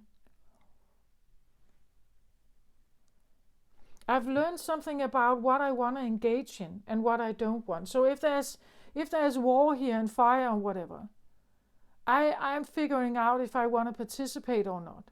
But this is my choice. It's my turn. It's my life. What I do with it is my decision. But people that are tied up here like this, they don't know that they have a choice. Maybe they don't feel like they have a choice. Maybe they don't even know that they have the power to break free. Maybe they are just, waiting, hoping for better times. When people are tied up, they're frightened. They are afraid. They sit in anxiety. They are scared. They don't know how to get out. They're blindfolded. They can't see a way out. They're locked in a maze. There is no exit.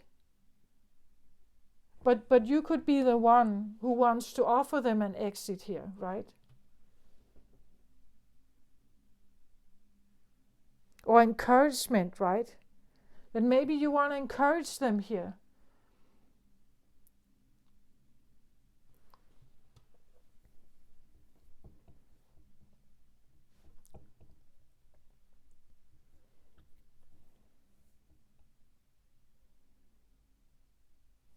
Can we have one more card on Diana here? I feel like I want more about her. Like her, this love thing. What is it that she has figured out? What is it that she has figured out here?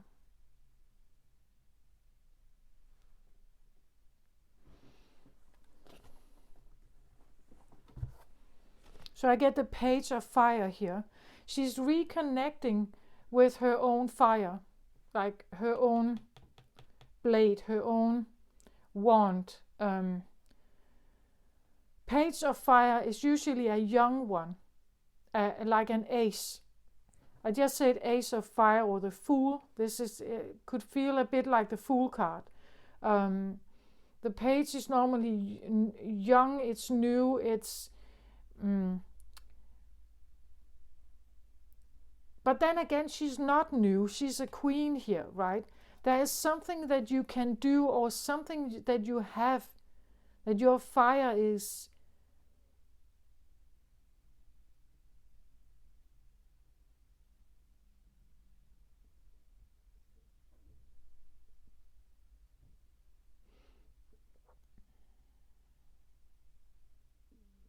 It's way more interesting.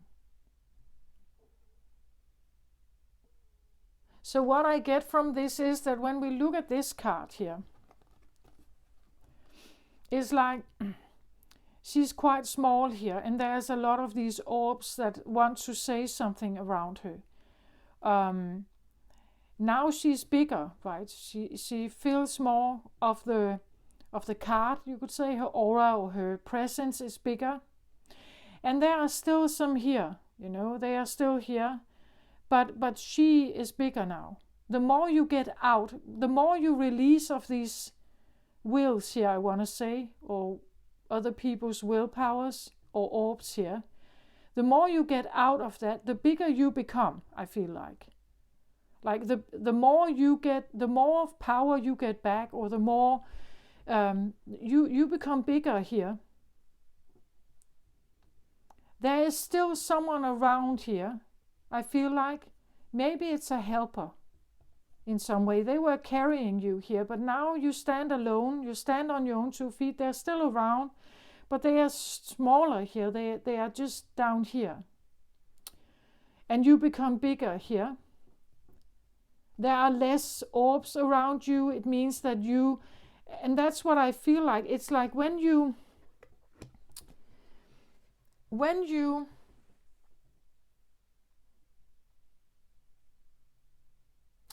space or your aura is filled up with a lot of people's advice or fire in some way, it dims your light. Like you have less space for your own fire to burn brightly here. You have less space. the more you get away, the more you clean out, you could say, of all sorts of stuff or people or something, the more you can, you could say, grow. It seems like there is one big one here that it seems like you are attached more to, and then there are these smaller ones here. But they are not as many as before, and you become more here. So and you have done it, like it is reversed here, right? So you have thrown them out, I feel like. There could still be some around, but I think that it's less.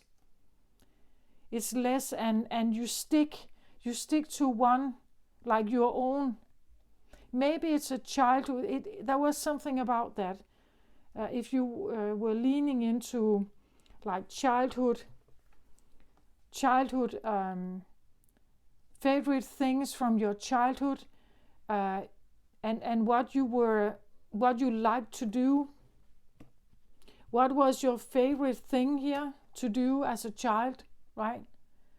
That when you become very, very good at that, when you become very, like you remember fully here, I feel like these other orbs here, they will just disappear, and then you will stand like this.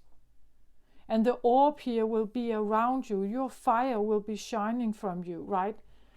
This is like the potential, I feel like. You have this true potential of being this queen of wilderness because you are already growing into it here. By reconnecting with something you really loved to do when you were a child, and I think it has to do with childhood, with nature in some way, or something that is very natural to you, like it's inbuilt in you. It is a fire in you. It is a passion. It is a desire. I think that when you learn, like from being quite weak here, I feel like you learn to pick up and fight your way through to something and change your life in some way. And you learned more about what this blade is and what that orb is, the true one. Like this is yellow, this is like the solar plexus chakra, from where we take our willpower, from where we have our go-getter energy. So I think you learn something, and the more you fight your way out here, and you learn about what this lesson is about, and how you can somehow just get all these orbs here, all these people, whatever this is, out of your life. The more you learn that this is actually for my own best, like it's for my own rekindling of something here. It's for my own purpose. And I become more and more, I grow, I become more and more here. I take more of the space. Where other people may have filled up the room before, and you are very quiet and small here and maybe silent, now you're not that silent anymore. You do take up more space here. Maybe there are less people in your vicinity here. You have thrown them out, you know? And because of that, there is one particular that you lean towards because it feels right. Again, you are learning about love here, right? So you're leaning towards one particular here, and it helps you grow. Like you become bigger, your aura, or you take up more space, you have a bigger presence in some sense, or more confidence maybe. Confidence is also solar plexus chakra. Go-getter energy, willpower, confidence, standing or strength, standing in my own 2 feet. I feel solid here. And you do that by tapping into something young, something you are, something you have done as a child, something you were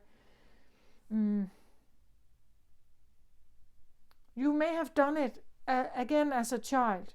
Maybe you were already fending for the weak when you were young here. Maybe you were already doing that. Maybe it was just not people. Maybe it was, maybe you were fending for abandoned animal children. Little puppies or kittens or something like that. Maybe you were already fighting for them when you were a child. Like small birds that have fell out of the nest. Maybe you were already fending for them when you were a child. Something like that.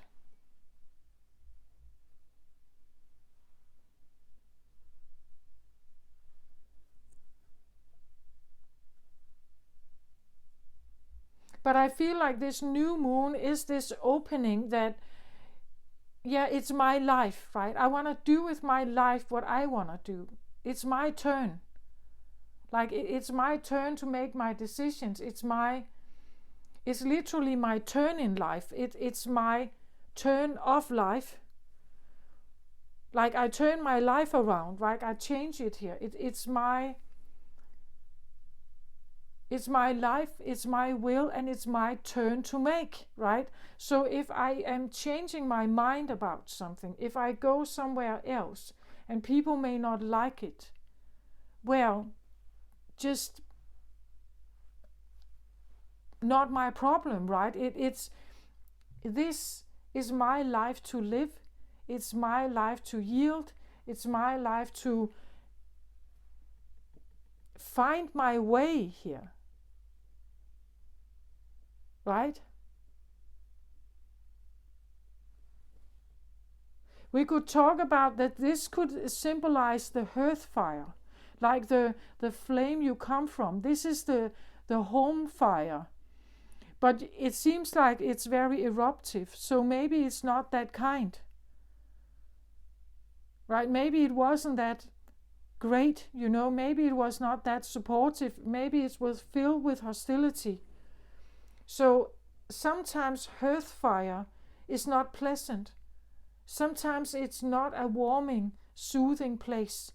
Sometimes it's an exploding volcano. It is for some people. Home, which should be very stable and reliable and trustworthy, and it should be supportive and kind. This should be the place of rejuvenation and love and understanding. Right? But for many children, it's not like that. It's not like that. Like it's a war zone. People that come from good homes, they don't get it. Like they don't get what this does to you, like how you feel when you are in there. Because the child has no choice. Where can they go? Maybe you did, like maybe you ran away as a child and hid in the forest, right? Maybe you did that even as a child. And maybe today you still want that, and you still want to help people do that. You want to get them out of, imprisonment. Maybe you want to help people cross borders even, if it's safer in another country. For them in some way. But that's what I feel like. There could be something about purpose here, something about figuring out what you want to do with your life, or that there is a new sense. It's I feel like a growing sense of fire to stand up for something, or to speak your mind, or to put out boundaries, or even to further disengage from something here. Because it's not right for you, right? That's what I feel like is here with this new moon. In the sign of Aries,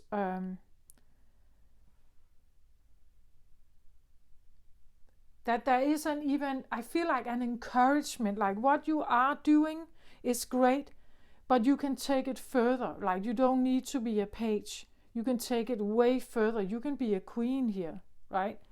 You can take it way further. Just grow this blade of yours. Grow this confidence, right?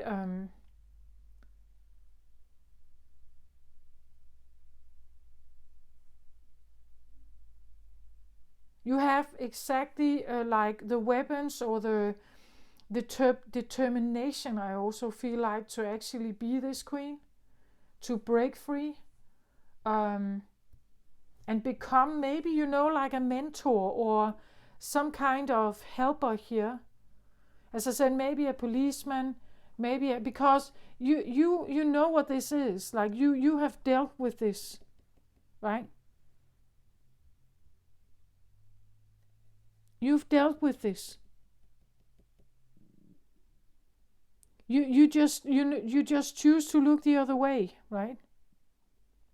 But you know what this is, and you know if people come from such a place, you know exactly what they feel like. How uncertain they are about life. How uncertain they are about having a life outside of it. Actually, that's one of the worst. We know that with women who are beaten in their relationships, like, it's not a big deal to get them out of the relationship. But what happens is that they don't feel safe out there. They don't know how to handle themselves. They are so mistreated that they have no own identity. Like, they don't know how to stand on their own 2 feet. Often they go right back to the abuser, because the abuser is the one that carries them. Even if it feels bad, even there are many hostilities here, they carry them. Like, maybe they have been prone to such a relationship from childhood, growing up as very codependent, ending up in a relationship, again being very codependent, just repeating the pattern. But it's not a problem to get a person like this out of the relationship. The problem is to get them to stay out of it and believe that they can actually have a life on their own. That they can be queens here. And not like this. Right? The problem is that they don't think they have an identity of their own. They don't believe that they have choices. They don't know how to handle decision making. They are so used to being second, third, fourth, never asked. Decisions are made for them. They have just been carried around like some kind of luggage or baggage. They don't know how to stand on their own 2 feet. They don't know how to become their own person. They are just someone's tool or toy. That's how they see themselves. They see themselves as a tool or a toy. They don't know how to move. But you seem like you have a way of understanding this very, very well, and maybe using it in some way as a knight here. Moving forward as a knight. Armored, with one wand, you know exactly where you're going, with one set of confidence, and maybe it means that you're walking away from an exploding volcano here. But it's all right, right? It's quite all right. You've always been in the wilderness. It's no big deal. Anything could be more loving than where you come from.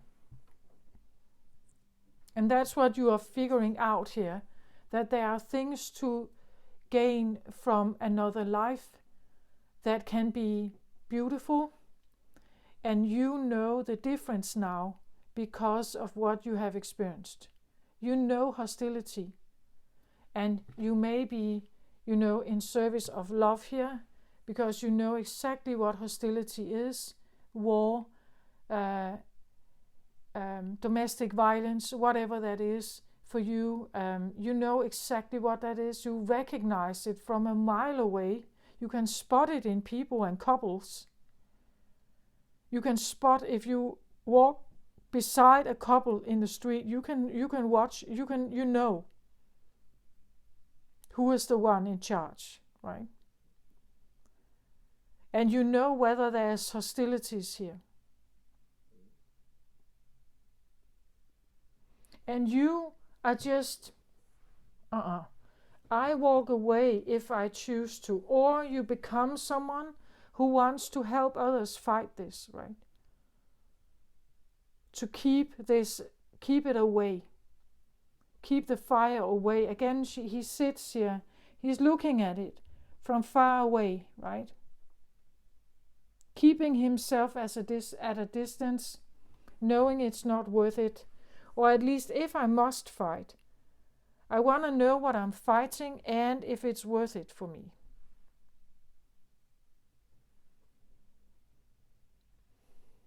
Maybe it is worth it, right? If you can just save one here, or help someone here, it would be worth it.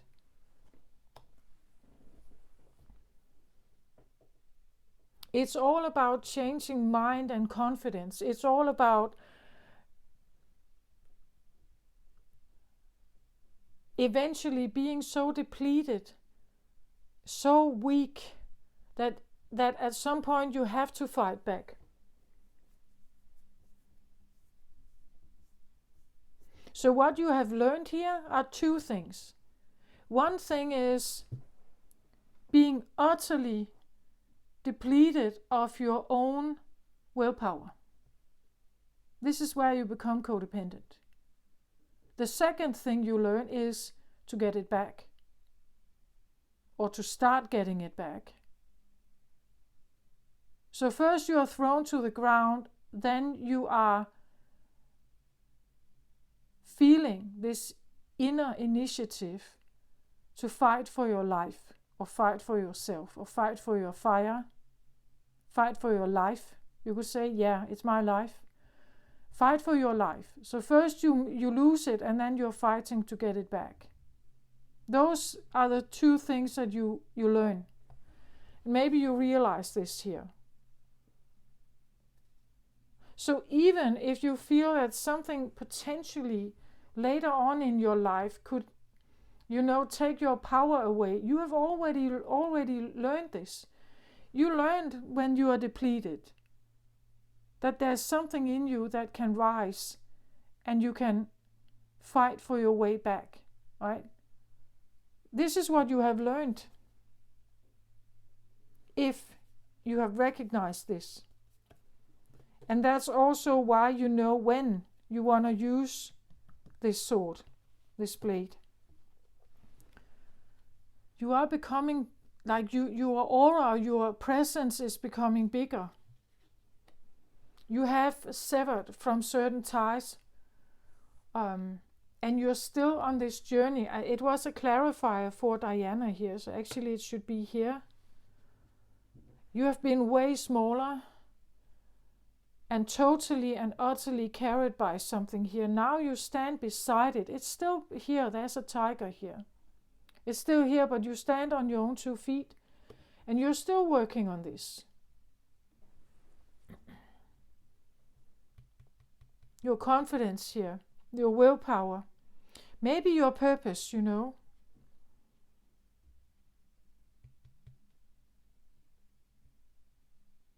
that you are worth fighting for. You feel you are worth fighting for, but maybe others are also worth fighting for. I read that, didn't I? Something about, it was in this book with the unique gifts. There's something about, it said something about, where was it? Yeah, it says, I passionately believe that we all have gifts to bring to the world. If we all did what we truly excelled in and enjoyed, our talents and abilities would enable our communities and our planet to thrive. And you see, if you believe that you are worth fighting for, if you are worth healing, others are also worth healing, right? Because they all contribute with something particular. But when they are tied up like this, they can't. So maybe you're realizing, yeah, I feel like I'm worth fighting for because I have something here. I do have power. I do have a willpower. I do want to go. Maybe you want to go, I don't know, to Uganda and you work with orphaned children, right? It's your life. It's my turn. I choose what I want to do with it, right? If I want to use my power to help others shine, right? To help them out of imprisonment here, or just help them to feel more happy, to feel more free. That's what I want to use my talent for. And if I stayed like this, I would be codependent, but they would also be, you know? So if I free myself, yeah, I may be freeing myself to help others, but that's all right. That's very all right, because it is about these unique gifts. It's about being able to serve somehow or help in some way to, and that could be your superpower, because you are actually, when you stand in your fire, you are very strong-willed. You are cardinal sign. You are very strong-willed. You can be the emperor here. Like the emperor doesn't yield to anyone. He will go out of his way to get his thing done here. If it means that you can help people here, you can be an enormous asset to the world. Who you help here, maybe there's someone particular you have in mind here, right? But who you are helping, it can be more than one. Maybe it's children, maybe it's women. Maybe it's, as I said, homeless children in Bangladesh. But maybe it's, I don't know, animals here you want to help. You know? It's your life, it's your turn, it's your choice.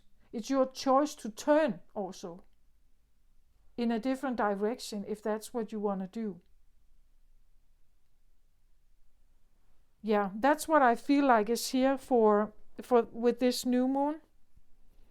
Very powerful energy, and I feel like there's definitely a boost also from the two big planets I talked about, Jupiter and Uranus. Jupiter is about work. It's the 10th house. It can be about service. It can be about like purposeful work or service, and expanded awareness about where you want to go, and expanded awareness about what you want to deal with, what you want to do in life.